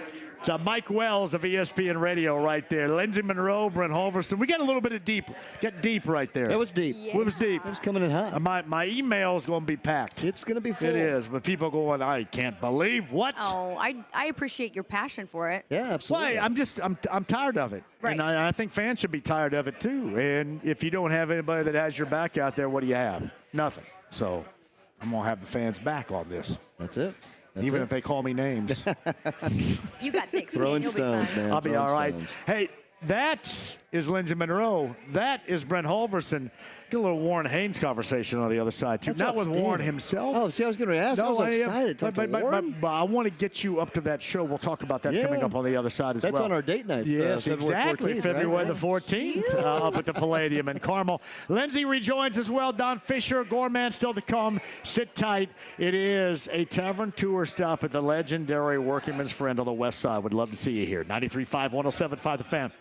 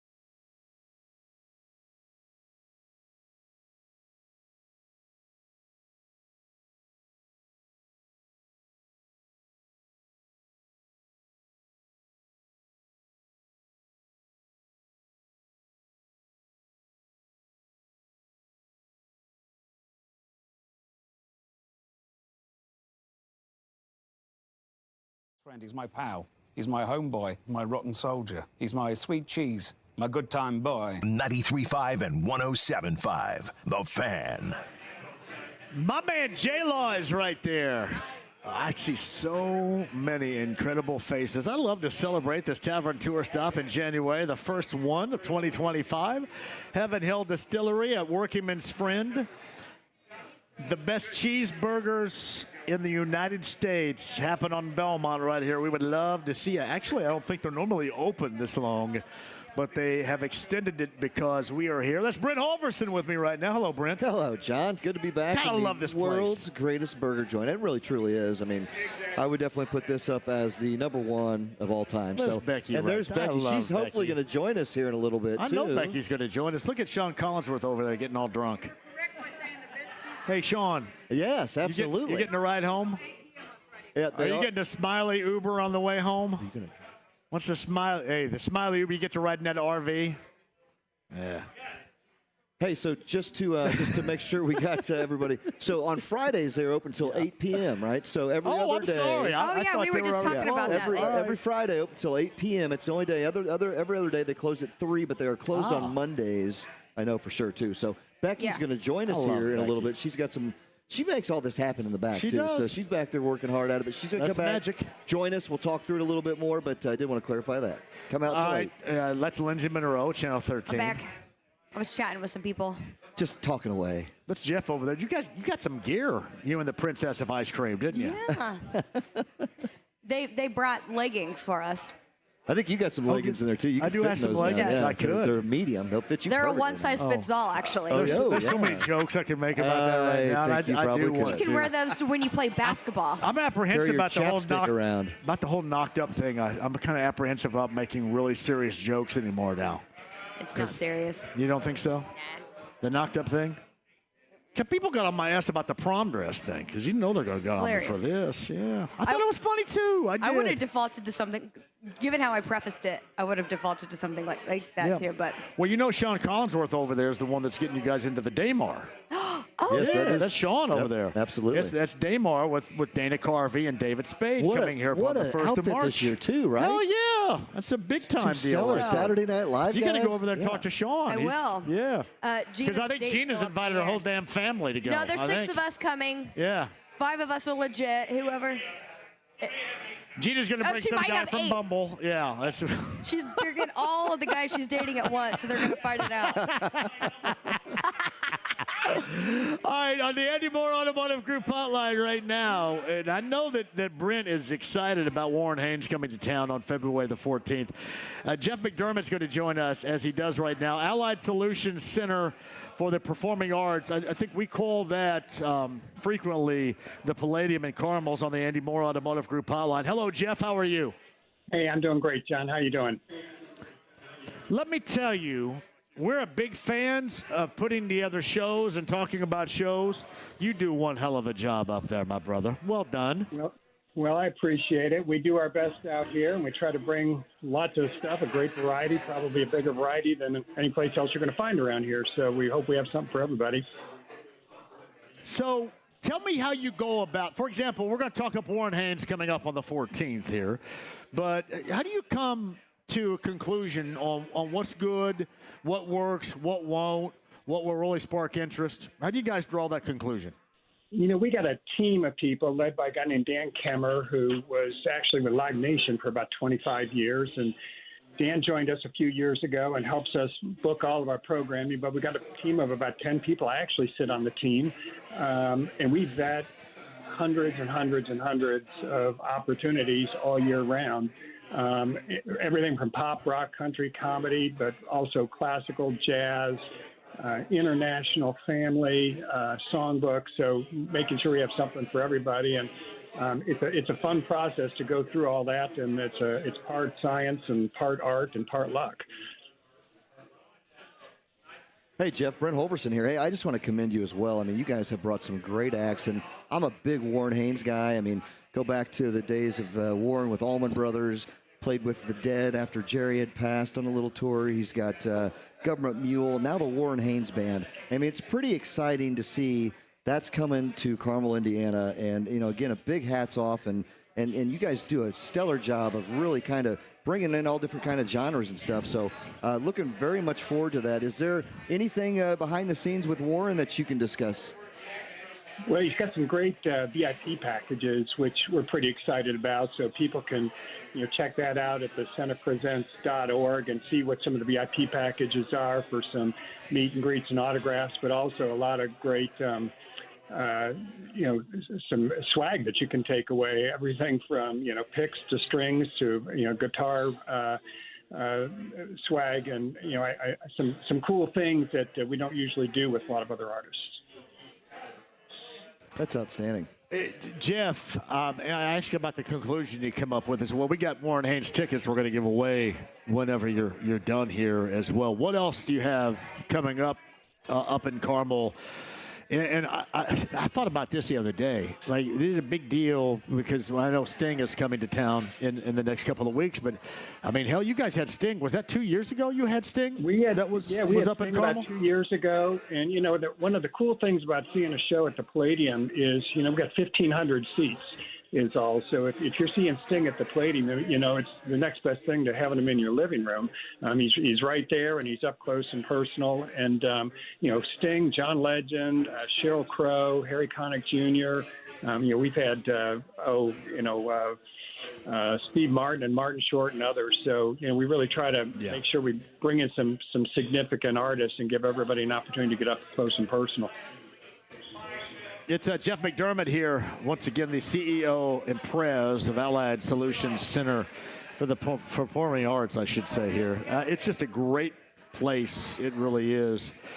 Some shows you have coming up, and before I let you go, I want to remind people in just a second we're going to give away some Warren Haynes tickets. But what do you have coming up here that maybe you want to talk about as well? We got some fun ones. Tomorrow we got Kings of Queen, which is a Queen tribute, which is going to be a great performance. But some other ones coming up. April is really packed. We got Emmylou Harris, A.J. Croce, who's Jim Croce's son, who's been back. He sings a lot of his dad's stuff and a lot of his own stuff. Pure Prairie League is coming on April 5th. Peter Frampton, we just announced, and is almost sold out already on April 11th. Mickey Dolenz, the last surviving member of the Monkees, will be with us on April 25th. So a lot of fun ones coming up that I'm really looking forward to. Wow. I want to go, Operator. Is that AJ? Oh, man. I've heard such great reviews of AJ Croce doing his dad's greatness. And, it's funny. I want to say, I think that Jim Croce passed away back in 1973. And his stuff is legendary. It seems like it just grows in legend year after year, the older we get. What's amazing about Jim Croce also is he hit it big for about 18 months before he passed away. So the really most popular part of his career lasted 18 months when he did that big body of work. And AJ sings him beautifully and is a phenomenal musician and singer in his own right. Well, I tell you what, Jeff, whenever you want to come on and talk it up, you know how I am with music and how I am with fun and entertainment. You are more than welcome to come on here. And thanks for being a partner with us with the Warren Haynes ticket giveaway, too. A little VIP action going on up there as well. This is going to be a very special package we're giving away here. And thanks for being a part of that on this show with us on this station, too, Jeff. Well, I appreciate it. Appreciate you guys partnering with us. Looking forward to seeing you up here. One of these days, you'll have to come out to a live event so we can get you hammered, too. I love Working Man's Friend, so I should have come down for it. That's part of it. It's a rite of passage. See, Lindsay Monroe is here, Channel 13. You know her. We bring her out to get her hammered. And then Brent Halverson, whom you talked to a little bit earlier. It's kind of a rite of passage, Jeff, on this show. So you're next, okay? All right. I'll look forward to it. You got it, buddy. Thank you, Jeff. All right. Get it, guys. Jeff McDermott is the CEO and the president. We call it the Palladium. It's the Allied Solutions Center for the Performing Arts in Carmel. Have you been there before? I have. Yeah. Right when I saw McAfee a long time ago up there. I remember He was doing a comedy event up there. How about you, Linz? No, I've never been. Yeah, I was looking at the rundown. I mean, it's amazing that you can book any big artist or well-known name anymore because there's so many competing venues. Yes. But that one's a great one because the parking's convenient. There's a bunch of great restaurants before or after. You can make it a whole night. Well, it's funny because there's so many rules to booking shows. Yeah. I mean, you've got, where acts are 90 days in or out of a specific date. Things of that nature. It's tough to deal with all the different venues around here. It really is. But that size, 1,500 people, that is a very, like he said, it's like having them in your living room. Right. Just like Brown County Music Center, our friend Kristen Webb down there, which you might be going to tonight down to see. Yeah, I think I'm going to go down and see a little Yacht Rock Review. That's 2,000 people. I mean, those. I'm going to go by myself, I think. I'm the biggest nerd in the history of nerds. Not at all, man. That's right the way here. to go. Go have some fun. But those venues that size, there's nothing better because you're in it, right? You're a part of it. So that's why I love it. So give away some Warren Haynes tickets right here. Tell them about Warren Haynes. We've got a VIP package to the Warren Haynes show on the 14th of February to give away. Brent, go ahead. And if you win and don't want them, give me a call. I'd be glad to work something out with you. But Warren Haynes, I mean, if you're a fan of the Allman Brothers, who he was a member of for many, many years, Government Mule, he has created this wonderful band as well. He played with The Dead, with everybody after Jerry passed away for about 3 or 4 years. And now he's doing this solo thing. So, man, this is a treat to be able to see this guy. So if you are a fan of any of said mentioned bands, get that phone ready to go, and this will be a number once in a 9. lifetime. Number 9 right now. 239-1070. So get after it. Good luck to you. Warren Haynes and a VIP package across the board. James will explain. Number 9 is going to go on the 14th of February to see Warren Haynes up again at Carmel. We call it the Palladium. Certainly the name is Allied Solutions Center for the Performing Arts at the Palladium in Carmel. That is going to be a great show. Quick break. We'll come back. Number 9 is going to be a winner. 239-1070. You're going to be a winner because the Gourmet, Don Fisher coming up. Lindsay Monroe, Brent Halverson rejoins from the Workingman's Friend on the west side off of Belmont on this Friday. Thank you all for joining us. Look at Sean Collinsworth over there giving me hand signals. Are you doing that to Brent or me? Sean Collinsworth has got Daymar locked and ready to go for everybody on March the 1st right there. Dana Carvey and David Spade. You want to take everybody here? All right. Come on down. That's going to be a good time. Yeah, quick break. We'll come back. Don't go anywhere. You got IU, Purdue conversation and more coming up. 93.5, 107.5 The Fan.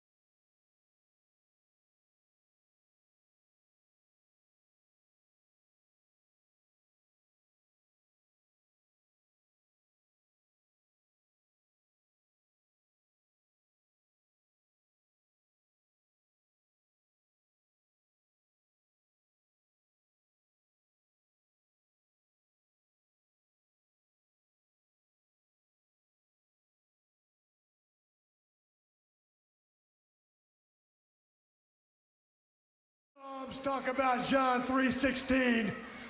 Austin 3:16 says I just whipped your ass. 93.5 and 107.5. The Fan. Heaven Hill Distillery, West Side, Belmont. There's Sarah right here. Workingman's friend, Lindsay Monroe, Brent Holverson, JMV. Thank you all for joining us. You got IU Purdue round number 1 later on tonight at 8 o'clock. You going with the Hoosiers tonight, Linz? I don't know. You're rocking their shirt right here. Well, I would be kicked out of my own house if I was not wearing Josh is big-time Hoosier guy, isn't big he? time. Yeah. I mean, he had his IU gear on for his 8 a.m. appointments. I mean, it's. Oh, did he really? Oh, yeah. Yeah. Big. Even, Yeah, it's going to be tough for him right there. But that's good. Challenge him a little bit. That's right. Well, I don't know how much more of a challenge they fall short of other challenges. I don't know if this is one that they necessarily need. That's an 8 o'clock start tonight. 93 WIBC has you with Don Fisher, who's going to join us at the 5 o'clock hour. Pre-game coverage begins with Don and Eric and John at 7 o'clock. 93 WIBC later on tonight. Brent Holverson with us as well. Workingman's friend on the west side. Workingman's friend, John. This starts our 2025 campaign for the Tavern Tour. So we've got another 11 to come this year, right? And how fast did last year go? My Lord, man. That was just it was just a speed vision all the way through. I love now. How many new locations do we have? Have you seen so far? Out of what I've seen, everywhere is new that's coming up. So really? We wanted to start this one here because this is where it started all 4 years ago. Whenever we did the first one, good to be back here and see Becky and Shelly back there. So there's awesome to be back here. Such a good time. And look at all these friendly faces we There's got here. SPT, by the way. Sean SPT Patrick snuck in, I saw. Yeah. Look. This is like the Smiley Bros are right here. How many more Smiley Bros do we need? Where's Sonabend? Is he coming? No? Sarah's not allowing him to come. He's married. Yeah. Sarah's got his handle. Yeah, so, I gotcha. The Smiley Bros are here. Our good friend Fulton called the Smiley radio show and talked us up the other day, too. Wow. So that's always good, nice. too. Yeah, absolutely. Fulton told, I think, Dave Smiley that he was going to go on stage with Earth, Wind, and Fire and do his ukulele version of September. Wow, that's impressive. I'm very excited about that there. So we've heard that. Now, you're on the air on Channel 13 this weekend, right? We have so much planned for this weekend, and it's all based around wrestling. I bet it is. Oh, yeah. Any guess? Because I couldn't get anybody. Like, our friend Calvin Fitch said, hey, why don't you get on CM Punk? Why don't you get on somebody from wrestling? Well, none of these guys will call in, or the ladies. We got to have somebody call in. We interviewed a lady. I think she's since lost her title, but she was the title holder for the ladies. And don't ask me who she was, because I was sitting at the Weather Center minding my own business. They were out there in the studio recording it. But we did talk to a lady wrestler. Was it Liv Morgan? You're nondescript. The fabulous Moolah. Hey, James ask James who that might be. James, can you identify the lady wrestler? Was it Liv Morgan? I don't even know who that is. Was it the fabulous Moolah? Probably not her. She may not be with us. She's a brunette. James, can you work off of that? WWE. Dark hair. Rhea Ripley? That sounds right. Rhea. Okay. Yeah. So she's actually Believe it or not. She's the current women's heavyweight champion, I believe. Wow. So I think that was her. Oh, yeah. So she wasn't a loser when she joined you guys. No, she had her belt. Like we took pictures with that. So we do have some coming in, and then more so we're just going to be giving fans like live previews of where to go, different like displays. There's like the city goes all out. That's what's awesome about Indy. I know the roads stink. Oh my God. Getting from place to place is a little difficult, but there are so many. Could they not put in sewage systems any other time? Well, I think they're building that hotel. I think that's why Georgia Street's in the street in front of Tom's Watch Bar. I know, but Maryland's messed up because of the sewage thing. Oh, and the red line. Well, you don't want the sewer to go bad. Yeah, I guess. I mean, I think the toilets will still flush. Will they not? I don't Can you know. wait until after the Royal Rumble to flush the toilet? Well, then the next event's going to come, and then the next event's going to come. Then, I mean, it's never. I'll just hold it until after the Royal Rumble. Hey, you know who was in town that we should have got a hold of? Ric Flair was at the Slippery Noodle. I love Ric Flair with our good friend Marty. So him and Marty probably go way back. We should call Marty. And I remember Rick on. and Ric Flair were on the air together, and we'll go to a break here out at Carb Day. And he had a spider on his head, and I didn't tell him. I was afraid to tell him. It was a real spider. It was a real spider. Wow. It was on his head. I should have walked up and smacked him. I just didn't want to tell the nature boy that he had a spider on his head, so I just let it crawl around on his head while we talked. He probably got some kind of disease. He's like, why didn't anybody tell me about that? That's Brett. That's Lindsay. I'm John. Legendary, Workingman's friend, Gorman, Don Fisher. You got IU Purdue later on tonight. Pacers tomorrow at 5 o'clock, 4:30 coverage here. Begins with the pregame and Pat Boylan and the gang from Cambridge Fieldhouse. And wrestling this weekend as well. Don't go anywhere. Workingman's Friend Tavern Tour stop #1 of 2025 on 93.5 and 107.5 The Fan.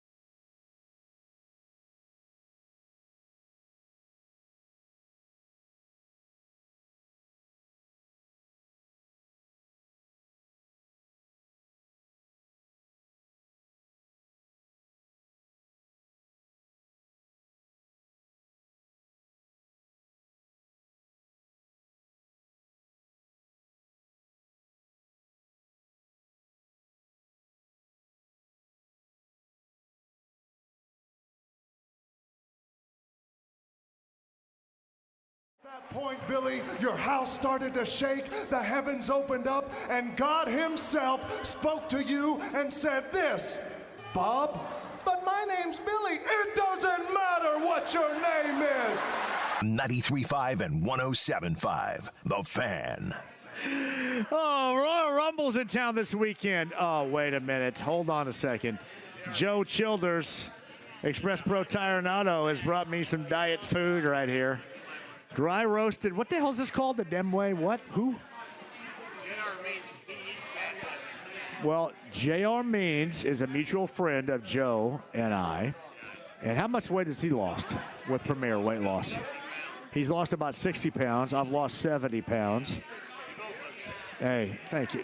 Joe Childers, by the way, 13 Central Indiana, Express Pro Tire and Auto locations, $99.99. That's where things start. Get your brakes all fixed up right now, too. As I said, I don't know really what the term is outside of that. Fixed up. Joe Childers right now. And JR Means, thank you very much. These are, what, do you know what this is, Carl? EDAMAME. Dry roasted. Oh, edamame? What the hell's that? That's like Japanese. It's, well, I'm from southern Indiana. It's like fermented beans. If it's not like tenderloin or something. No, I it's don't not, know. but it's not fermented. It's really good. It's like boiled. You get it at a sushi restaurant. Are these nuts or something? They're dried, yeah. Dry nuts? So Do I have a edamame. bag full of Edamame. Edamame? It is edamame. Yeah, it's hot. It's they a- like. Seriously, I've never They're heard of like this in my wasabi. life before. They're This is immature what this is if you're soybeans. watching Are they the wasabi ones? AAA membership lounge Oh, no, via those are YouTube just Live. sea salt ones. Those Yeah. shouldn't be hot then. There's actual edamame that they like coat in like wasabi, Yeah. and they're like. You need to go to a sushi restaurant. They serve them there. Edamame? Well, fresh ones. Yeah. What do you, Carl? It's Who really do you think you're talking to here? Sushi? Edamame? I mean, edamame. if it doesn't have some peanut-shaped dude with a monocle on, I don't know what the hell we're talking about right here. You should try it. Those are good for your diet. Those are healthy. Are they really? Yeah. This is healthy right here? Yeah. Thank you, J.R. Means, for that. And Joe Childers, Edamame. Edamame. What is it called? Edamame. Edamame? You can say it fast. Edamame. Michelle, you know about edamame too? Yes. Where have you been? This is the first time I've ever seen a bag of I've nuts like I've this. not seen them like that. Usually they're served in like steamed pea pod looking things. Oh. And then you like squish the beans out. Well, I'm always a big fan of a bag of nuts. Are these nuts? Yep. Well, Are the they nuts? seeds, They're like nah. peas. Kind Yeah. of like, yeah. Yeah. I Well, don't what really am I? like I'm gonna nuts. try. Edamame. What? Edamame. Edamame. It's like taking my dad somewhere fancy. See, come on, that's a low blow right there. I love your dad, though. I do. Oh, he's a great guy. That's a low blow, right? Taking my dad somewhere. They're simple country folks. He I doesn't know. love your parents. They're you great. know that. They had to cancel their first drag race of the season. I know there's some fans invested in that. Yeah. They were supposed to go down to it was like a triple race, one in South Georgia, one in North Florida, and the one down near Bradenton. And there was snow on the ground still in Georgia, so they Okay. canceled the event. I love your parents. That's Lindsay Monroe, Channel 13. Yeah. I'm John with Edamame right here. Thank you, J.R. Means, for that. The dietary program that we're on, Workingman's Friend, where they do have a diet plate, I should say. Hamburger patty, sliced tomato, cottage cheese, pickle. That would work for me. You're going to go with a surprised- regular cheeseburger, no middle bun, right? Well, yeah, it's my first time. Like if Yeah. I was like a regular and I Right. committed to here, I'd try different things, but I have to go with the OG, the original. So I'm going to take that to go so I can take one home to Josh. It's Lindsay Monroe of Channel 13 right there. IU Purdue later on tonight. Again, 8 o'clock tip time, 93 WIBC. Don Fisher, bottom of the hour, joins us from Mackey Arena in West Lafayette. But on the Andy Moore Automotive Group hotline right now, he's got the last word coming up at 6:30 tonight. The Gorman is back. Jeffrey Gorman with us. Hello, Gorman. I don't want to step in, but just slinging at you. But come on, you dope! It's a soybean. How have you never had edamame before? I know. I've never heard of it in my life. Never. So you're like, let me say this. Remember the movie Sling Blade? You're like Carl. I am kind of like Carl. French fried taters, Carl. Is that what you're saying? That's you. That's you, Bob. That's you. And by the I'm way, trying right now. Love that you're at the Workingman. I've only been there once, and I went in with a credit card, and the guy laughed at me, so I had to have my buddy buy me lunch. Yeah, that's problematic here. That's cash only. In the house with Becky and the gang here at Workingman's Friend right here. I just had one of these edamames. That's not bad. Pretty good, huh? Pretty good. Yeah, I mean, it tastes like a dry roasted nut, kind of. Yeah. What is it? Well, you can. So these are different. So those are like packaged ones. But if you go to like a sushi restaurant, they taste like lima beans, kind of. All right, then. Yeah, and you get to dip them in eel sauce and salt them. Thank you, J.R. Means, for the edamame, Now I'm mame, hungry. whatever that is right there. Hey, Gorman, Yes, are you a big sir. wrestling fan? I was back in the day, John. I mean, I know this thing is off the charts, the Royal Rumble, but I just don't have any interest. But before, through the high school years, that was my wheelhouse. We used to. I got a couple stories for you if you want to hear them from back in the day. Please tell me some wrestling stories from back in the day, Gorman. All right, first of all, we got to go back to the '80s and George the Animal Steele, and Sure. he was a football coach, a great football coach in Michigan over at Mount Clemens. His name was Myers, Coach Myers. He's in the Hall of Fame up there. Coached wrestling and football, and I used to park his car when I was a valet at Carl's Chop House in high school, and I was always like, he was a big celebrity, back in the day like that. So I used to park his car. Hey, Coach, how you doing? You never call him George or anything, but, he was just a regular guy and had a great big deep voice on him. But, don't forget he used to bite the turnbuckle and then he'd paint his tongue black or blue rather. And that was back in the day. Tell me this. Would you, and I know you're an entertainer extraordinaire from back in the day. You've been in Sharknado 3 and all that. Yeah, go ahead. Would you have taken the role of being known as the hairy guy like George the Animal Steele did for so many decades? Would you have embraced that role? John. No, zero chance. I mean, that's a lot. That's a bear rug. I mean, that's odd. I mean, that scientist studied that when he perished, Yeah, I kind of wondered about that. He was, as a wrestler, he seemed like that he was one of one regarding any era of wrestling, was he not? Absolutely. Yeah, absolutely. I got another one when there's a place in Detroit called Cobo Hall, all right? And they'd host wrestling down there, and we're in high school, and we go down there to see the big match was Nikolai Volkov taking on Sergeant Slaughter. So I went down there with my friends. Mike McGlynn was a buddy I went with. He finished his popcorn box, and in one of the first matches of the night, Jake the Snake Roberts was wrestling someone, and he crumpled up his popcorn box and threw it, and he hit Jake the Snake Roberts in the cheek. And McGlynn was wearing a Spam shirt, so Jake the Snake turned around and said, "The kid in the Spam shirt, get him out of here." So he got thrown out in like the second match of the night. And we end up going back to the car afterwards after watching the whole wrestling night, and we get into a fight in the parking lot. We get jumped. The only fight I didn't lose, John. Wait a minute. You got jumped? We got jumped in the parking garage at Cobo Hall, and I ended up with blood on my varsity jacket, and it wasn't mine. So I just remember I kind of won that scrap. And then after that, we go back. We find our buddy McGlynn, who was passed out, who was kicked out, and we go for Coney Island hot dogs afterwards over at a place called Lafayette Coney. And we look up at the countertop, and Nikolai Volkov is sitting right next to Sergeant Slaughter, and they're eating Coney dogs. How about that? See, True story. We're like, that era. Gorman. Yeah, Gorman that was joins fun, us, man. too. We're talking about the Royal Rumble. SmackDown's tonight at Cambridge Fieldhouse.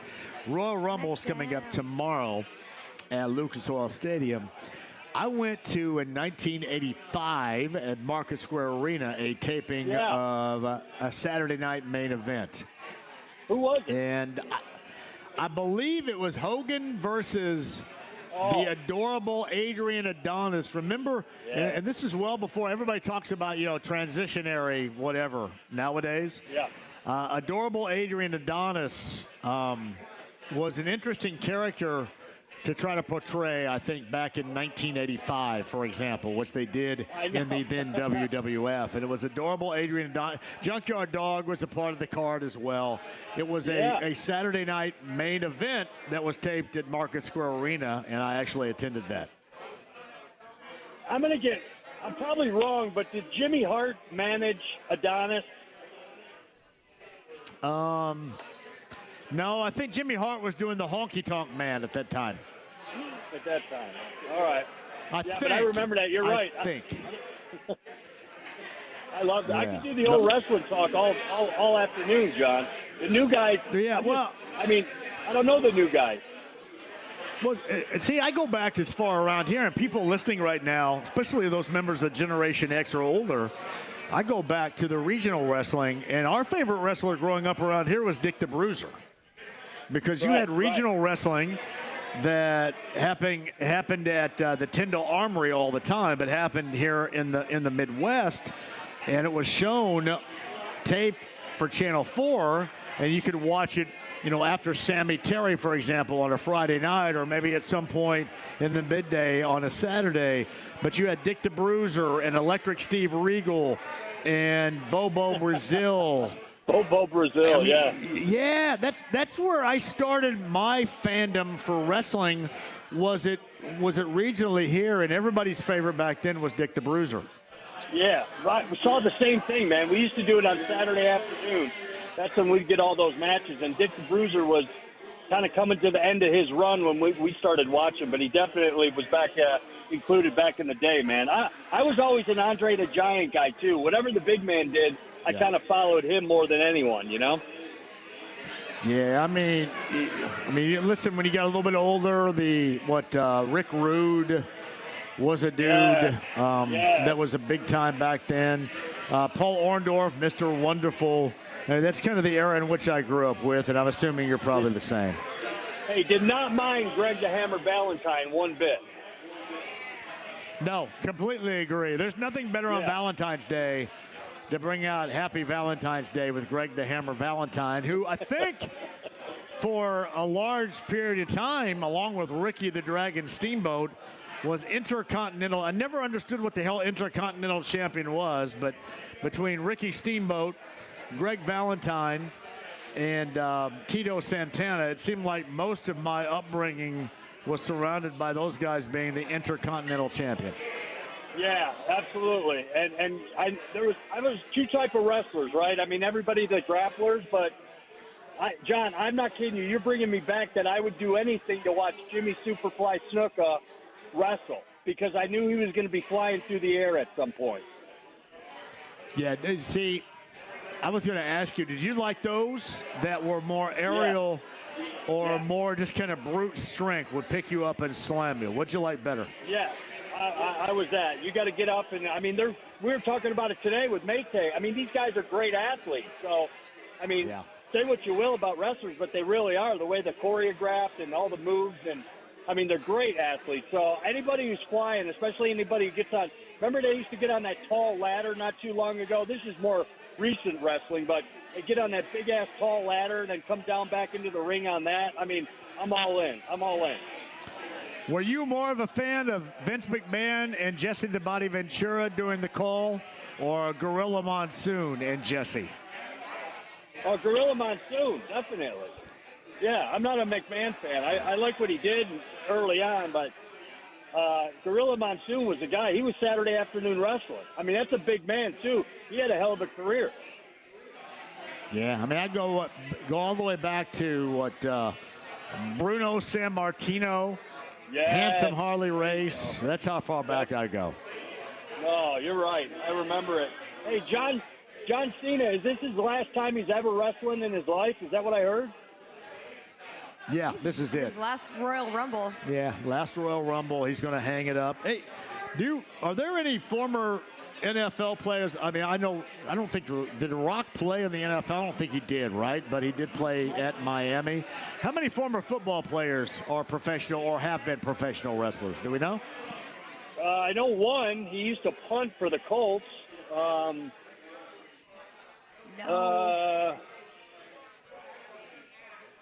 Shoot, I can't think of any off the top of my head other than McAfee. He used to pump for the Colts. Oh, McAfee, that's it? Yeah. Oh, I didn't think you were talking about Ron Stark. He would be too afraid that he would mess up his hair. Hunter Smith. No, I don't think Hunter Smith Goldberg? is that guy. Yeah, did Goldberg play? Bill Goldberg played for the Rams, Falcons, and Panthers. Yeah, Goldberg was. See, good call. Yeah. That was kind of an era Ron that Simmons was lost on played me. for the Cleveland Browns in 1958. Yeah. Who else? Roman Reigns? Good for you, Lindsay Monroe over there with the I'm just research Googling. for us right Doing here. some Google. Maybe Hey, not. hey, Gorman, are you going to go to the Royal Rumble? Yeah, I'm headed down there. I'm in Section Z, and it's way too more expensive of a ticket. So we're kind of up close and personal tomorrow. Man. Well, yeah, so we're going to give it a glad. run. I love when we host, and there's no doubt between tonight on SmackDown and then tomorrow night at the Royal Rumble, that is a big deal. And then at some point this weekend, I'm assuming they're going to announce that coming up relatively soon is going to be a WrestleMania, which is the Super Bowl of wrestling. So that's a good Brock thing. Lesnar. Brock Lesnar. Was another one. 2004, joined the Minnesota Vikings. There you go. There's Across a lot. the board right The here. Rock did. So there you go, Gorman. Sorry, I need to stop looking. You asked the question. That's okay. It's Gorman here from the Last Word of the Colts Radio Network coming up. What do you guys got for us later on tonight, buddy? We got Solomon Wilcott coming up. You can hear him on Sirius XM, NFL Radio. He's got the morning show. It's a great one. He also hosts a podcast, Believe in Bengals, down in Cincinnati. Former Bengal. So he's going to give us a rundown on Lou Anarumo tonight, Mate and I. And then we're talking. I'm going to put Mate under the lights and see what he's thinking as far as biggest needs in the Colts, off season, as far as going through the draft or potentially free agents. So it'll be a fun one. We have hopefully Showcase Casey Valier stops by. We'll figure out what's going on with him and his. Casey hosts a euchre game every week over at the complex in the off season. So we'll give you some updates down the road on that. Hey, Gorman, how active do you think that Chris Ballard and company will be? And we've heard now, again, in the post-season diatribe, what they tell us the plans are going to be. How active do you expect them to be? I just got to go by what he said, and what he said at his press conference was, we aren't close.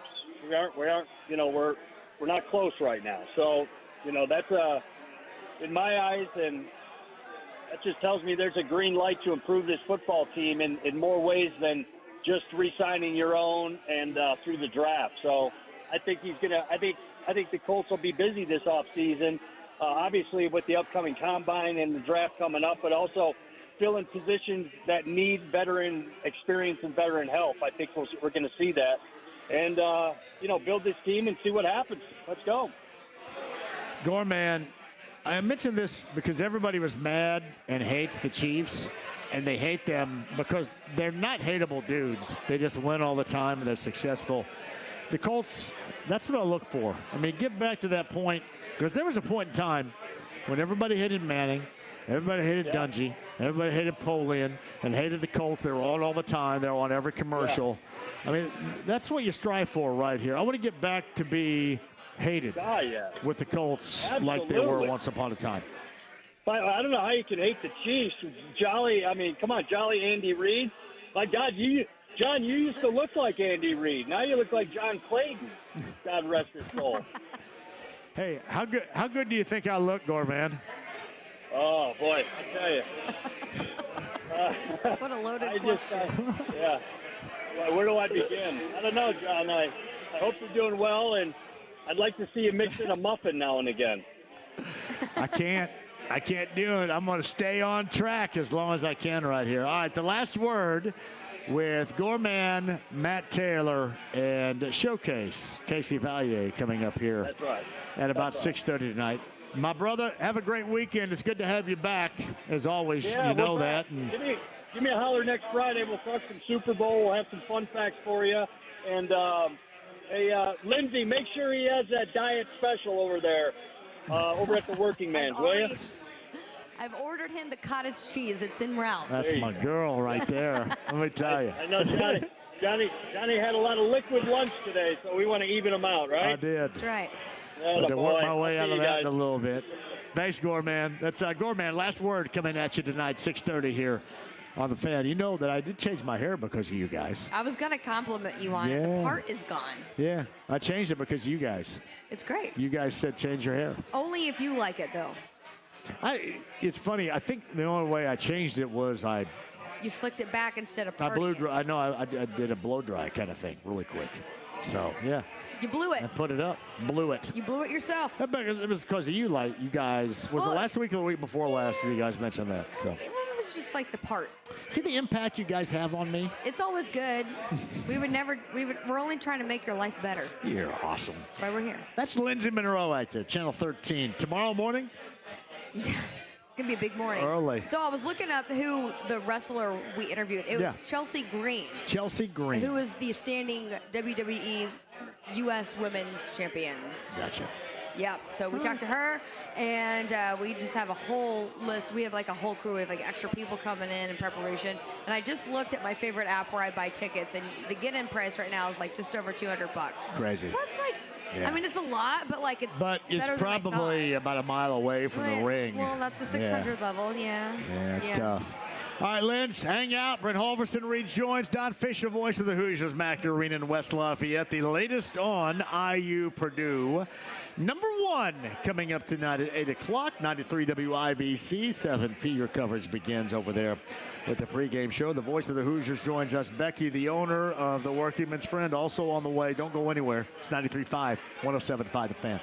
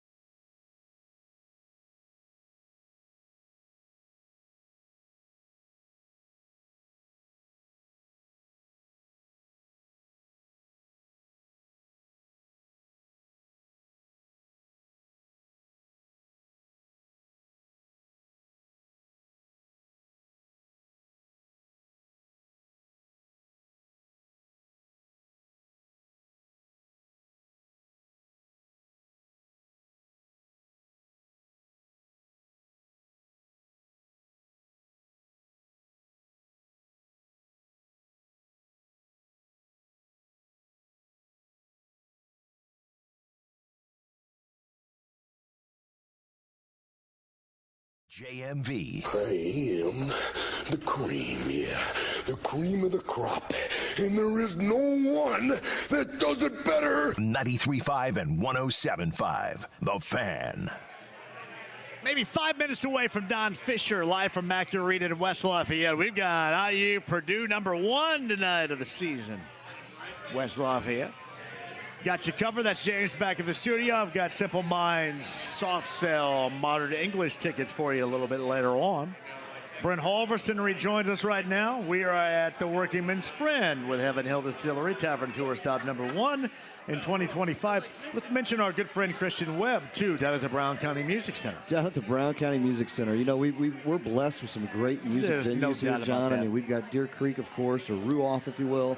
The Murat, which Kristen used to run. Yeah. Now he is at the helm of the Brown County Music Center. And between that and the Palladium, which we talked to Jeff earlier, awesome venues, great talent coming in. And tonight, your favorite Yacht Rock Review is down there. Love Yacht Rock Review down there. The guys that, I think a majority of them are from IU. So, yeah. I believe. I think you're right. You know, and actually some great friends of ours and good listeners of the show, Laurel Pepperworth. And I'm going to Heath stop Birch. by that. Are they at your place down there? They are. They are at our place in Brown County. Are you allowed to say that about your place in Brown County? I'm not going to give the address. I don't want anybody going and visit them. Yeah, because I kind of want to go down there and stay sometime. It's awesome, John. It's 8 acres. It's a beautiful. We rehabbed it, right? So it took a lot of roughness that was there, and it's created a beautiful 3-bedroom with a loft. Got a beautiful little pond there, 8.5 acres. Like I say, it is a beautiful getaway in the hills of Brown County, just off of 46, just miles before Brown County State Park. That's where Laurel and Heath are located. Right Laurel and Heath are there, and I think Justin and Amy might be down there with them, but they're going to the show tonight from what I've heard. Yep, I think I'm going by myself because I'm a huge nerd. I have 2 tickets and I'm going alone. You'll have plenty of friends down there, my friend. No, that is so bad. No, it's not. It's good. You know what's best about that? You don't have anybody to worry about. You can just do your thing. Damn straight, that's true. And just get down, you know? The fact that you're trying to convince me that I'm not a dork or a nerd because I'm going to this show. You know how many concerts I've been to myself here recently? Way too many. A couple, yeah? Way. Have you had a good time? Yeah, I think so. Okay, well, good. Yeah. Well, good. As long as you have a good time, man. I get out on my own time and all that, so that part is good. But, yeah, that's that place down where Laurel and Heath are tonight. Your place down there. Yeah. I've heard a lot of good things Like about I said, they'll be there, so you're going to walk right into just, Yep. that's a great group of people, too. So, and that's what it will Well- be there. There's 2,000 seats in that venue. You've been there, right? Yes, There's I have. not a bad seat in the place. The acoustics are awesome. And again, Christian Webb is probably one of my favorite all-time dudes that just absolutely make sure everybody's good and taken care of. So one of my favorite times we went, me and Hagen and Bob Kravitz went to see Psychedelic Furs I and remember Squeeze. that was last year, right? And I think Bob Kravitz was a little bit and passed out because they have the easy chairs that you sit in right there in front on the second level. And I think Get a little Kravitz- comfortable? I think he was out like a light. Well, you know what? Maybe you need a little quick 20-minute power nap, you know? Out like a light.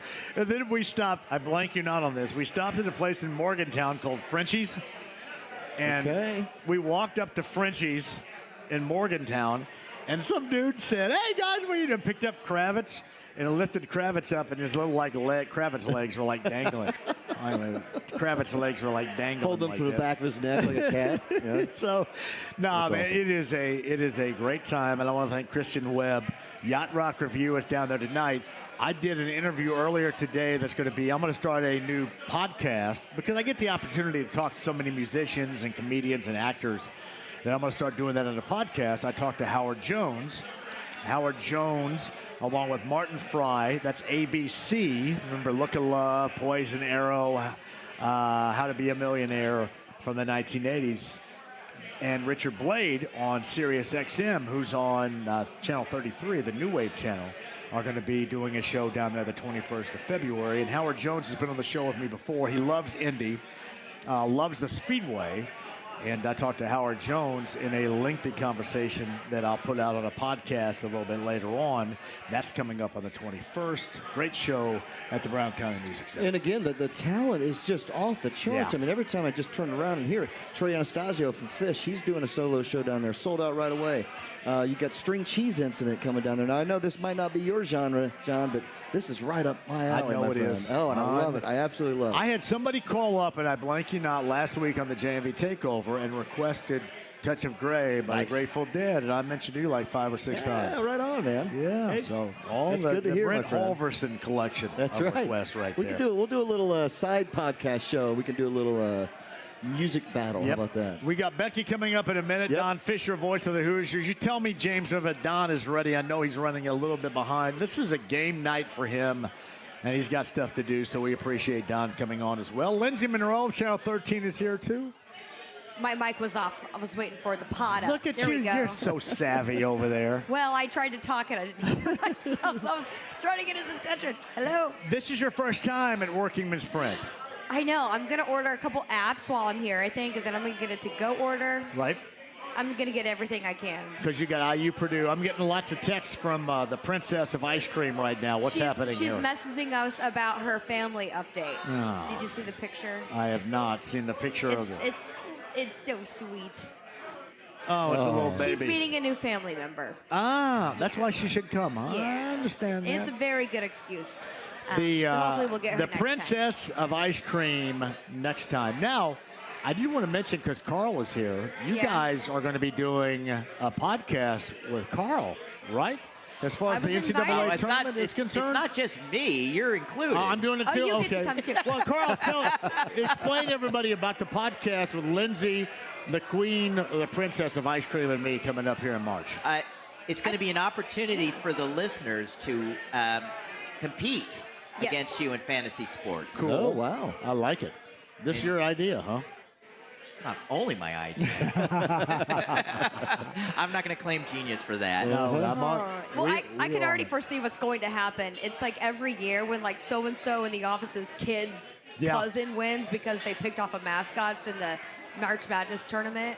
That's who's going to win. It's going to be Gina. She's going to pick there's no random. doubt. And I'm going to be here. I'm going to be going over. I go so hard. I love March Madness. I do everything by the statistics. There's actually a meteorologist who wrote an algorithm that puts all these different statistics from these different teams into one algorithm, and it puts out all these like odds. And I picked it. I went by it one year, and it was like picking Kentucky to win it all. This was a couple years ago, and then Kentucky ended up going out in like the first round. And I'm like, you've got to be kidding me.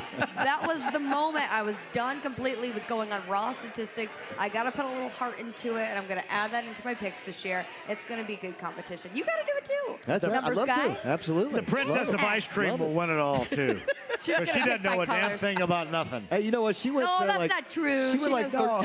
13 and 4 one week. Then the next week she went like 2 and 14. Yeah, that's right. Well, that's because we were a bad influence, and she purposely chose against that's us. right. tanked. That's right. When She it's shouldn't just have done raw that, though. gut, I think she'll Yep. do well. All right. Andy Moore, Automotive Group Hotline. Don Fisher staked out in West Lafayette, talking about IU Purdue, round number 1 later on tonight at Mack Arena. Again, 8 o'clock tip time, 7 o'clock your coverage begins, 93 WIBC. Good late afternoon to you, Don. How are you? I'm all right, John. How about yourself?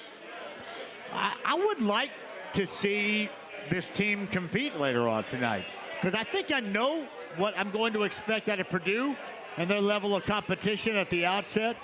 I'm just kind of hoping, for the sake of enjoyment, that the Hoosiers can come anywhere in the general vicinity of matching that. What do you think? Well, trust me, this is probably the toughest place that Indiana will play in this year. And we all know what the atmosphere is like here when Indiana comes to West Lafayette. So it's going to be a challenge. There's no question about that. I think the Hoosiers will be up for it. They're going to have to play their best basketball of the season, in my opinion, however, to win a ball game here tonight. I don't think there's any question. Don, I want to get back to Purdue for a moment. I'm sure you've seen this going over it, but second half against Ohio State a week ago, Tuesday, was a mess for them. And they were a disaster. All that goodwill they'd spent in Seattle and Eugene out west kind of all went down the tubes. And then you wonder what type of response they were going to get. And then Dusty May in Michigan comes to town last Friday night. And that's exactly what you expect from a Matt Painter coach team, that type of boat racing response. And, I mean, you're looking at an IU team that has most of the time failed in showing us they're able to play at that level, be focused at that level And you're so right. It's going to take a lot extra from this group later on tonight to play in a venue against a team that certainly, like Purdue, is going to be that focused against them.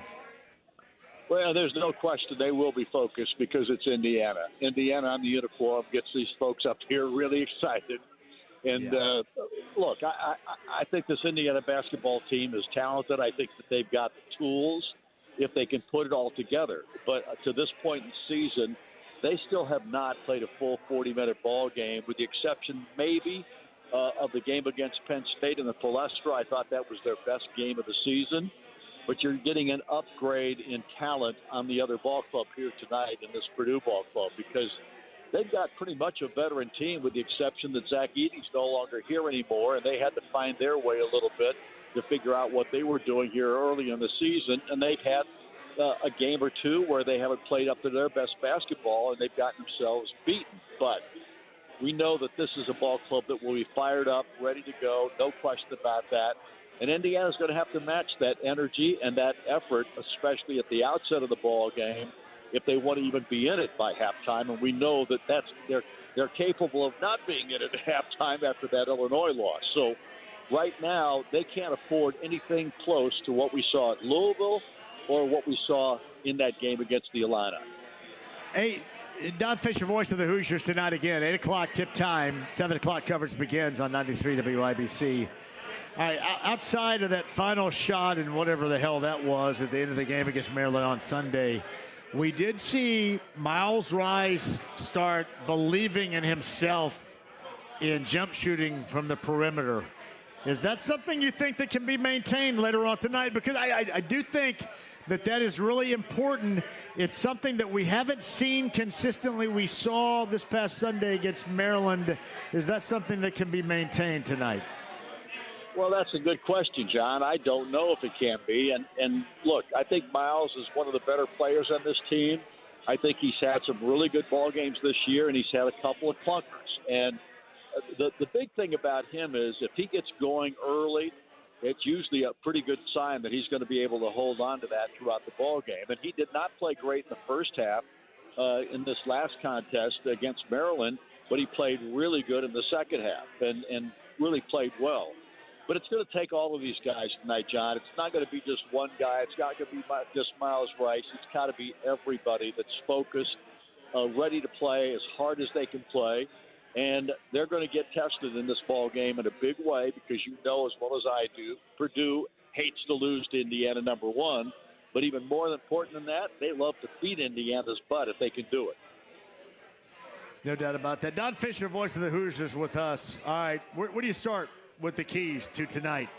Offensively and defensively, some of the things that you have thought about, some of the things Eric and you will talk about later on tonight to be a key for IU to be able to hang in this thing and maybe see what happens here down the stretch. Well, the first thing that comes to mind is they've got to guard the three-point line and do it a lot better than they have of late. This is a team that can shoot the three. Obviously, Braden Smith can knock threes down, but Lawyer is a dramatically good three-point shooter, and I think much improved over a year ago. He will be a major factor. The Cox kid has come in here and started to play really well, and there's a number of guys on this team that can make the three. It's going to be interesting to see how Indiana plays the bigs inside against Ren Kaufman, because they don't have Zach Edey anymore, so that helps Indiana. There's no doubt about that. But Ren Kaufman has shown that he is very capable of running a really good post offense inside, and he's very good at knocking down shots, at least from a mid-range perspective as well. So it's going to be interesting to see how they play Ballo tonight, because my gut is that they'll try to double him every chance they get. I don't know how Mike's going to handle tonight with a starting lineup, if he's got Malik and Ballo in there at the same time or not. It'll be interesting to see what his decisions on that area are. But my gut feeling is Ballo will play well. I just think that he's probably been the steadiest and most consistent player on this basketball team, game in and game out, more so than anybody else in this team. And then Luke Goody has started to make a show now, and he's played much better here in the last 5 or 6 ball games. And Mbako got through that 4-game slump with the last 2 ball games. He shot it really well. So I think those are all really important factors for this ball club because Indiana's going to have to make some threes in this ball game if they're to have a chance. Go ahead, Linz. Put Linz up there. There you go. Okay. There you go. Don, do you feel like the ending of this last game and the criticism that has since commenced, do you feel like that puts a fire underneath of IU and to go out there and just to make better decisions and be a better team? Or do you think it kind of hurt their egos and kind of just killed the momentum? Which direction do you think the team is going to take after the finish of the last game? Well, it's hard to say, and the reason I say that is because I haven't seen this team respond the way I thought they would after some disappointing losses this year. And yet at the same time, I think when you see the mess that there was made at the end of that ball game against Maryland, guys they had a foul to give and didn't give it, which was ridiculous. And the coaches talked about it in the timeout. And then to the way it ended with the out of bounds play to Miles Rice, and he knocked up threw up a three, but it was basically a throw up. He had to do it so quickly, and it was just a mess at the end. And look, from my perspective, Indiana has got to turn the corner at some point this season if they're going to get this thing turned around. And tonight's a really good opportunity to do that. But they're going to have to be as focused and as tough and physical and smart as they've been in any game this year. If they do that, maybe this thing can get turned because they've got so many difficult challenges coming up here in the next couple of weeks. Well, I will say this in closing, Don. The last time we saw them one up there, if memory serves, Jalen Hood-Schifino was incredible. And not to say that he wasn't capable, but that was kind of out of nowhere. And I think that's the type of individual performance that they're going to have to see tonight to be able to hang, and we'll see if they end up getting that, certainly. Don Fisher, voice of the Hoosiers. Don, Eric, and John, 7 o'clock, 8P, the tip, Mackey Arena, West Lafayette, 93 WIBC. Hey, thanks for making time. I know you're extremely busy. Did you talk to Matt already for your pregame? No, I'll be going down to talk to him in about 15, 20 minutes. Well, tell him hello because he is, and I know it's IU and Purdue or whatever, but he is, you know as well as I do, one incredible dude right there. He is. He is. He's one of the best coaches in the country, not just the Big Ten. And his program here has developed through him in the past 20 years to be one of the best. And that's all because of Matt Painter and his ability to lead men. And obviously he's getting the job done here on a year-in, year-out basis. He is. Don, have a great broadcast tonight. We'll talk to you next week. Appreciate it. Thanks, John. See ya. Don Fisher, voice of the Hoosiers right there. Again, 93 WIBC. 7 o'clock tonight, your coverage begins. Brent and Lindsay rejoin me, and Becky's going to be here, the owner of, 104 years, I think. But a few She years. hasn't been here for all 104. No, not all of it. But no. Tad shy. No, it is the Workingman's Friend, Belmont, West Side. Tavern Tour Stop number 1, 2025. We're back after this, 93.5, 107.5 The Fan.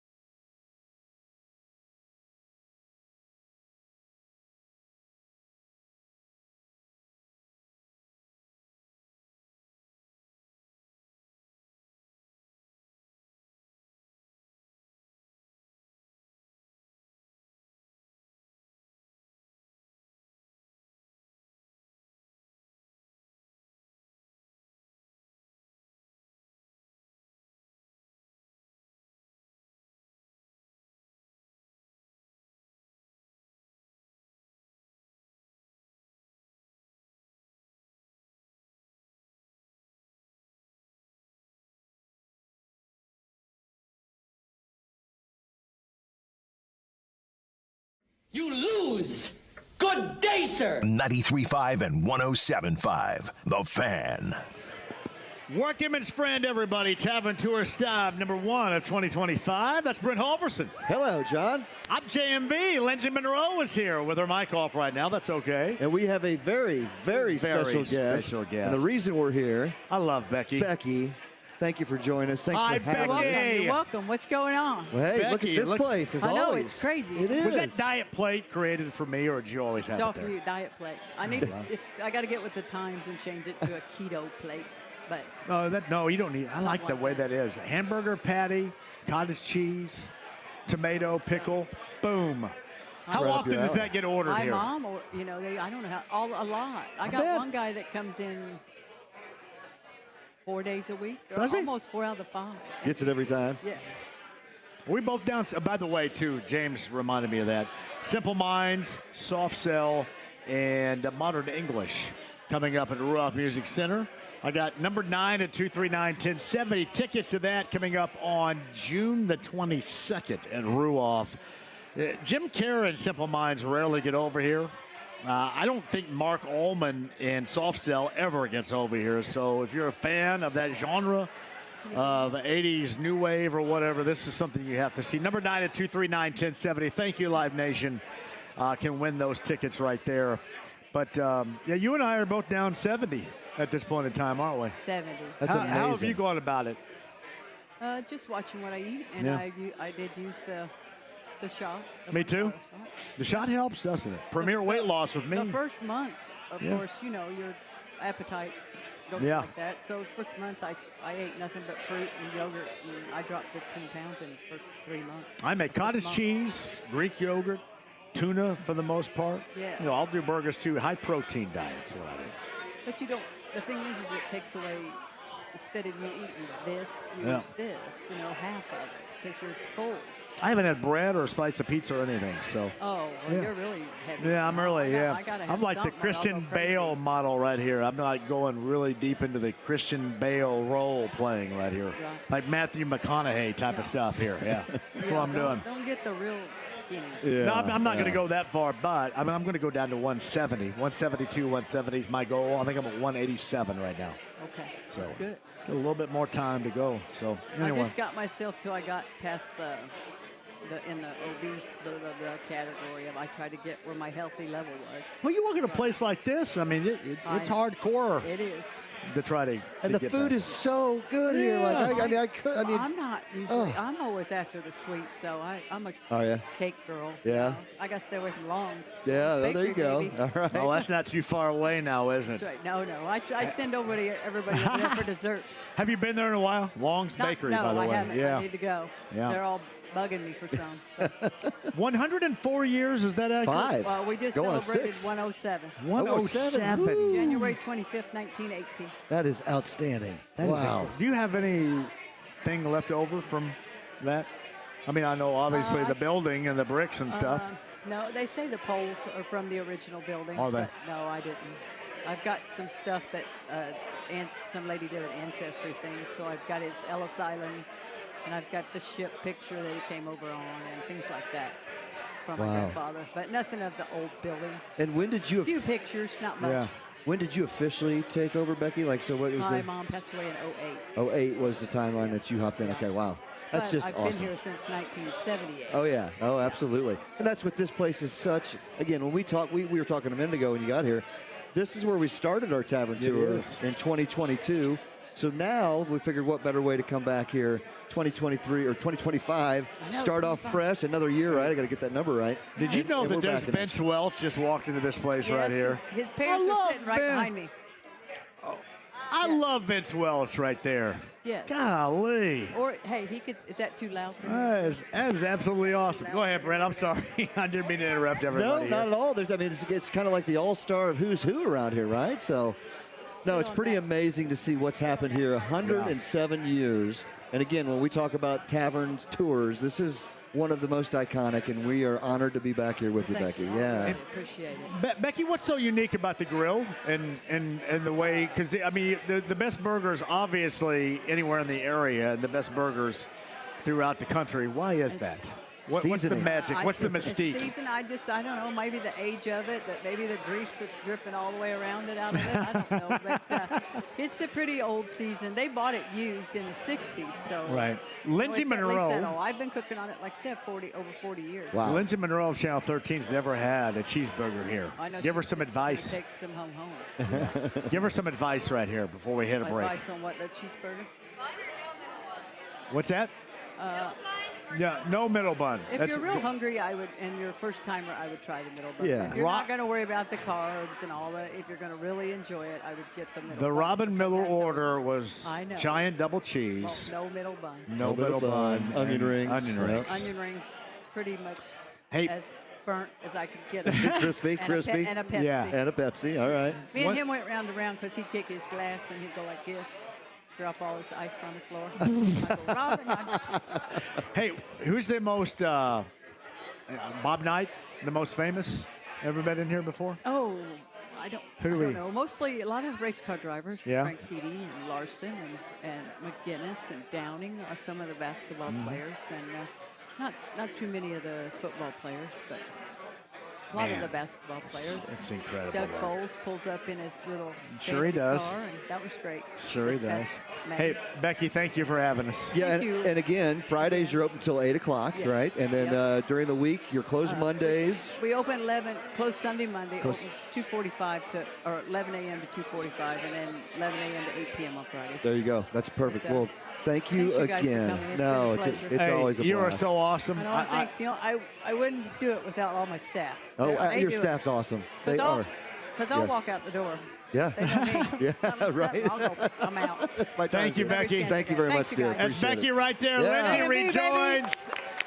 Workingman's friend, everybody, and Becky. Let's do some Anything Goes on the other side. We got Brent, we got Lindsay, we got John coming up. Don't go anywhere. 93.5, 107.5 The Fan.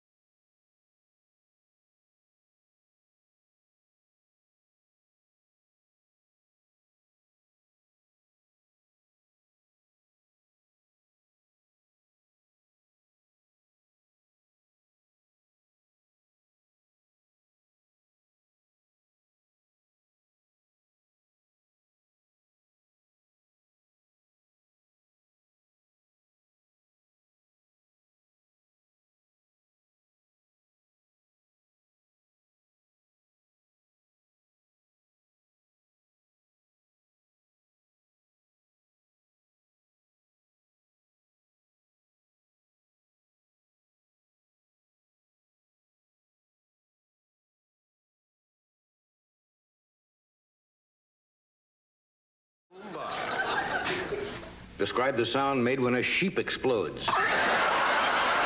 93.5 and 107.5. The Fan. All right, so Anything Goes on the Tavern Tour Stop 2025, #1. Workingman's friend. I don't know if we've ever done Anything Goes with Brent Holverson before. We have. Have we? We have, yeah. We filled a few questions before. Those John. things are They're dry. They're Those dry. aren't good. You don't like them? No. You have to go to a restaurant and get them fresh, like steamed out Oh, of yeah, the some pod. nice salt and then get all some over eel 'em. sauce with some salt. That's the only way to eat edamame. Yeah. Getting them dried like this is like a So I've diet. completely mispronounced this thing the entire time. edamame. Edamame. What'd you call it? Edamame. Edamame. Edamame. Sinai. Oh, man. Hey, we have to announce our next location. We do. Tavern Tour Stop. We do. Yes, Where are I've we been going? waiting on this. So next month, and I'll give you the exact date here, John. We are going to be. It's the last Thursday of the month, correct? It is the last Thursday of the month. This was special because of Friday and their extended hours here at Working Man's Friend. So on February 27th, we will be at a great staple in Broad Ripple, Connor's Pub. Oh, my Oh, goodness. We will yes. be at Connor's Pub on February 27th. They still do the rugby stuff out of Connor's They Pub? do a lot of rugby. They do a lot of stuff there. That place is amazing. And JY, what he's done over the years, and you know, Romy used to bartend I back do there in know the back that, in the day yeah. too. Legendary. So, Jim lot Romanek. of great people, great establishment there. So looking forward to that. Get to Connors, and then we've got a couple new spots set up for March, April, May. Working on June, July, and closing out the year. Then with we'll do some tie-ins with the Larceny Locks and Little Shot Show. And you and I are going to be at Big Red Liquor's cast strength location on Valentine's Day. In February the Greenwood. 14th. Yep, absolutely. They're going to have some very, very highly allocated bottles that you must be present to get and win and buy. I'll be there. So that'll be an awesome You going to treat. join us down at Greenwood too, Linz? Oh, it's in Greenwood. Yeah. It's a Well, what's hall. that face Maybe. about? It's just a hall from Fishers.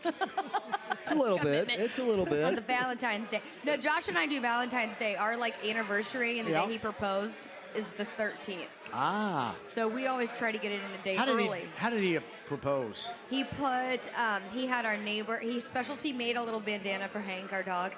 And then he took me to a really nice dinner and some drinks off of Mass Ave. And then when we got home, he had our neighbor help get Hank ready. And he was wearing a little bandana that says, "Will you marry my dad?" Oh. It was so sweet. Oh, my goodness. That's sweet. Did you do it like that? No. I proposed on a stage at a luau in Honolulu, Hawaii. That's, I'm not going to tell Josh. That's pretty. No, I mean, it was a spot, spur of the moment deal, but no, it was a little bit different, I said, hey, can you go in and get the ring? Because I got a really important at bat with the Reds right now. And Greg Vaughn's at the plate. Big moment in the season. Maybe we see why things are. My dad proposed to my mom at Chi-Chi's. At a Chi-Chi, oh. At the Chi-Chi's on Washington Street listen, back in about yes. 1986. Oh, yeah. Anything would have been better Chi-Chi's than was me. a spot. I wonder. I know. Sometimes It's I a wonder. seventh-inning stretch. Hurry Why, up, let's why go. are you in the position in which you're in? And maybe that's it. So, No. maybe that was the leader of it Maybe. right there. So yeah, I was unaware. I was Yeah. unaware. Unaware? Yeah. Well, Well, how old were you? My awareness, way too old to be unaware. Oh, well. Yeah. Well, shoot. way too old to be unaware. So, and that's true. I mean, I'm kind of dumb when it comes to some stuff. Not at all, man. Hey, Yeah. things happen for a reason, my friend. Life is, you're young, baby. Young. Look at you now. You're 70 Look at pounds you now. down. You got a new hairdo. 55. Man. I can't believe I did my hair differently because you guys are coming. You're wearing a medium. Yeah. That's We a would large. never judge you for your hair. But we're just trying to give you like a little bit of like two pieces of advice to like have your Well, hair fit the rest I of was your cutting style. it myself at the time. Yeah. And even Debbie at Great Clips said that was ill-advised. Which what? Cutting the hair myself. Yes. Because she said, that's not good. Well, she also makes money when you don't cut your hair. Oh, yeah. man, all the And time. maybe in so, a yeah. little bit. You guys want to do some Anything Goes here? Yeah, I'd love let's to. do it. I got Brent a few minutes Holmes and here. Lindsay Monroe. We'll start here, James, with Eric at 239-1070. Hello, Eric. Hey, JMV. I want to talk about Miles Turner and the Pacers. Why don't you? I completely agree with you that I'd love to keep Miles, but it kind of reminds me of what years ago with Roy Hibbert when you were in a dilemma. Okay, do we pay Roy or do we let Lance Stevenson and Tyler Hainsborough go? And there was another player too back then, and we chose Roy, and all was all right. But then looking back, not even a year afterwards, everybody was like, well, we wish we would have kept Lance. We wish we would have kept Tyler Hainsborough. We wish we would have kept that other player. And I'm just, when you start seeing that Obi Toppin's name's coming up and Benedict Matherin's name's coming up and all these trade rumors, it's like, do you really want to pay Miles Turner $32 million a year and lose Matherin and Obi Toppin? I don't know if you want to do that or not. It reminds me a lot of back then. And I'm with you. In a perfect world, I'd love to keep Miles. But I remember back then that the thing was you could keep all three of them players and bring in Chris Kaman for half the price. And it just reminds me a lot of that. And I was wondering what you think about that. Let me tell you this, and here's what I think is the difference with Miles, excuse me, in his game, is like Roy was obsolete back then. I mean, he was a big man, an ever-evolving big man stepping out and shooting world, and he was incapable of doing that. Miles is going to continue to be able to do what Miles does right now, regardless of being 30, 31, 32, whatever. I do agree with your concerns about losing guys because of that. And I brought this up, Eric, a couple of different times today, and it's completely illogical, and I get that. To me, if you want to win in the Pacers, I think you got to try to go all the way on this. If you truly believe in this group, you got to go all the way. So if that means getting into that first level, that apron of the luxury tax, again, this is me talking about somebody else's money. That's what I want them to do. Because, Eric, other teams in the NBA find ways. Other teams in the NBA find ways, if they believe in it, to make everything work. Now, also, when you look at Obi, and I don't want to lose Obi either. I don't want to lose Matherin either. But you can't replace Miles right now with anybody. And I like Thomas Bryant, but he's a backup. You can't replace Miles with anybody. To me, you have to have Miles as a part of it. And if you're going to replace somebody, it might be somebody off the bench, rotationally speaking, right here. I hate to say that because I like Obi a great deal, but you can't afford to lose somebody that ultimately you cannot replace on this team. And that, even if people hate Miles or dislike him because they don't think he rebounds enough, or they don't like his Legos, or they call him soft, that is something they cannot replace right now. So that is, to me, the biggest part of the issue that you have to deal with, if indeed that's what they're dealing with right now with the Pacers. Well, and just one more question. You see those two names, Obi, and you see Matherin's name coming up, and they went all year, and I love Aaron Nesmith. I love Aaron Nesmith, but they went all year without Aaron Nesmith, and they've been able to do this. Why isn't Aaron Nesmith the name coming up? Because you wouldn't miss a beat, because you haven't had him all year anyway. And then you could keep Obi and Matherin. Yeah. You know what I mean? Yeah, a lot of the stuff, Eric, I think is a bunch of BS, too. You got to keep that in mind. I think the Obi stuff is real, but I think the Matherin stuff, and I think the other stuff you're talking about is a lot of just conversational prior to the trade deadline BS that we hear every time this year. I do think that the Obi stuff is real, and if there's any concern that I have about a move that they feel that they need to make right now financially, it's with Obi. I do believe that part of it. So hopefully that's not the case. Eric, anything else before I let you go from Anything Goes? No, thank you. Thank you, JMV. You, buddy. Thank you very much. Eric is on Anything Goes. Hey, James, who we have next here? We've got Mike on line 2. Mike is on Anything Goes with Lindsay. Mike is with Brent Holverson, and Mike is with me, JMV. Hello, Mike. Hey, how you guys doing, Lindsay, Brent? Great, buddy. Go ahead, man. In the garage. We're sitting out here. Hey, I got a bet for you, off the collar. So, my Cubs, who Donna and I are going to go out to Phoenix next month and see them in spring training. Give me a bet on the Cubs versus your Reds. The best record, the loser pays. Working man's friend, Robin Milleberg. Man, I'll be honest with you, Mike, I did not. Hey, James, can you tell me that again? I didn't hear what Mike had to say right there. It's pretty loud in here. James, what did Mike say? Can you help me? I believe he said that he has a bet for you, and whoever's team has the worst record or the worst record, I believe, your Reds or his Cubs, the loser has to pay for our burgers at Workingman. Hey, Mike, let's do that. Well, I mean, we know how this is going to end for me. But, yeah, let's go ahead and do that. You want to do that? A little bet for Workingman's friend. You and I, Workingman's friend. The winner pays. between the Cubs and the Reds this year. How about that? It sounds good. Overall record, and we'll call in tomorrow night to the takeover. JMV takeover tomorrow night. Mike and Donna from New Pal right there. I did get that. I apologize, too. It is incredible. And this is not Carl's fault, the engineer.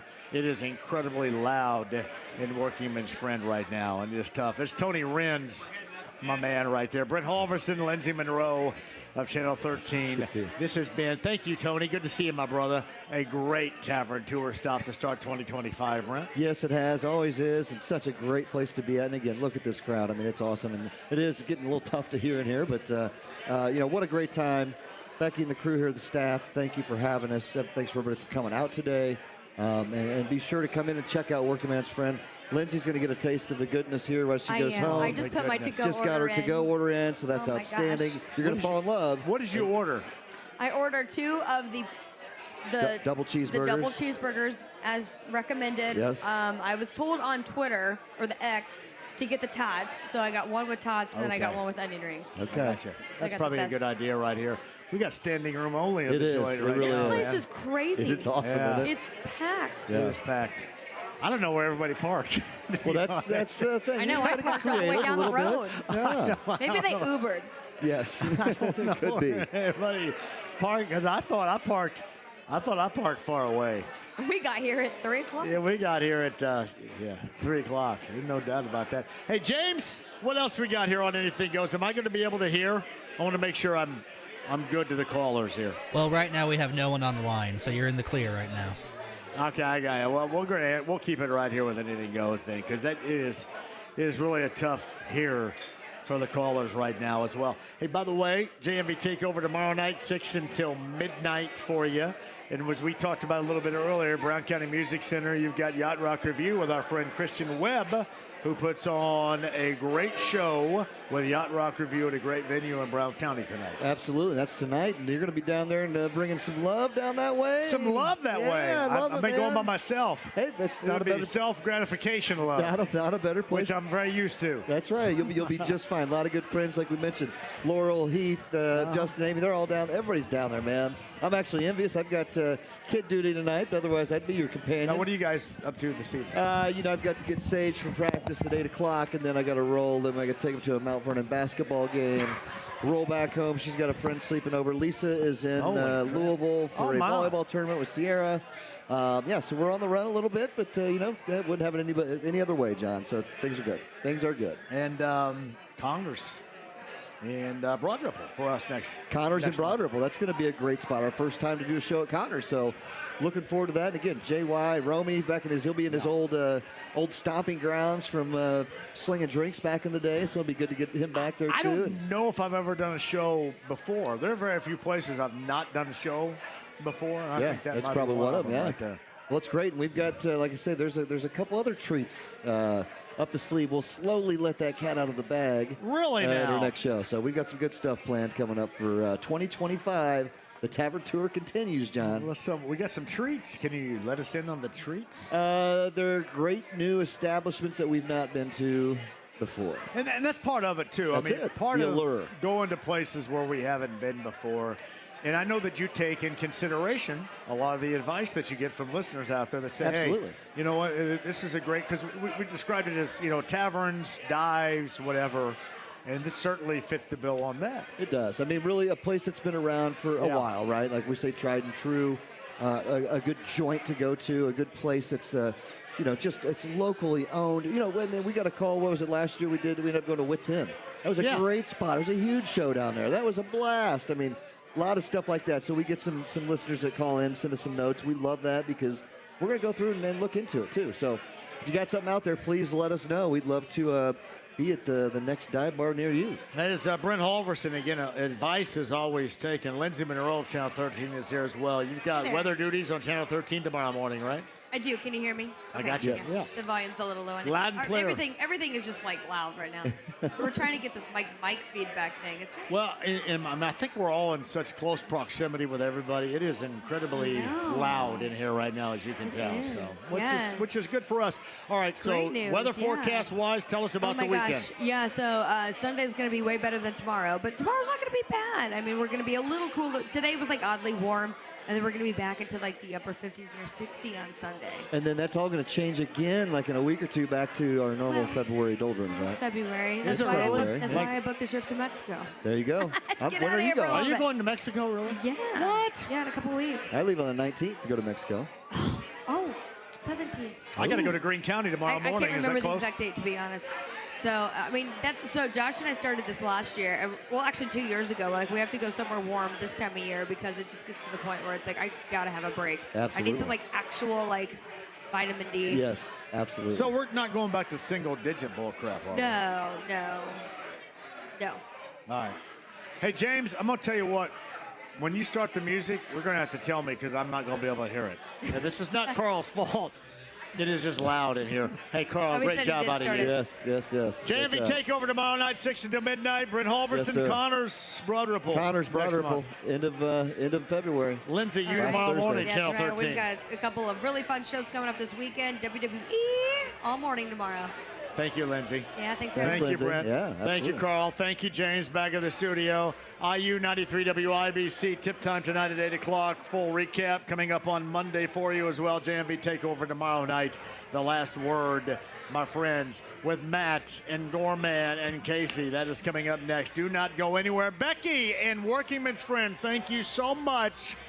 And thank you, listeners and participants on this show. This has been a great time, exactly what we expected. Brown County Music Center, I'm coming at you. A little Yacht Rock review tonight. Christian Webb, thank you very much. And all of our guests today as well.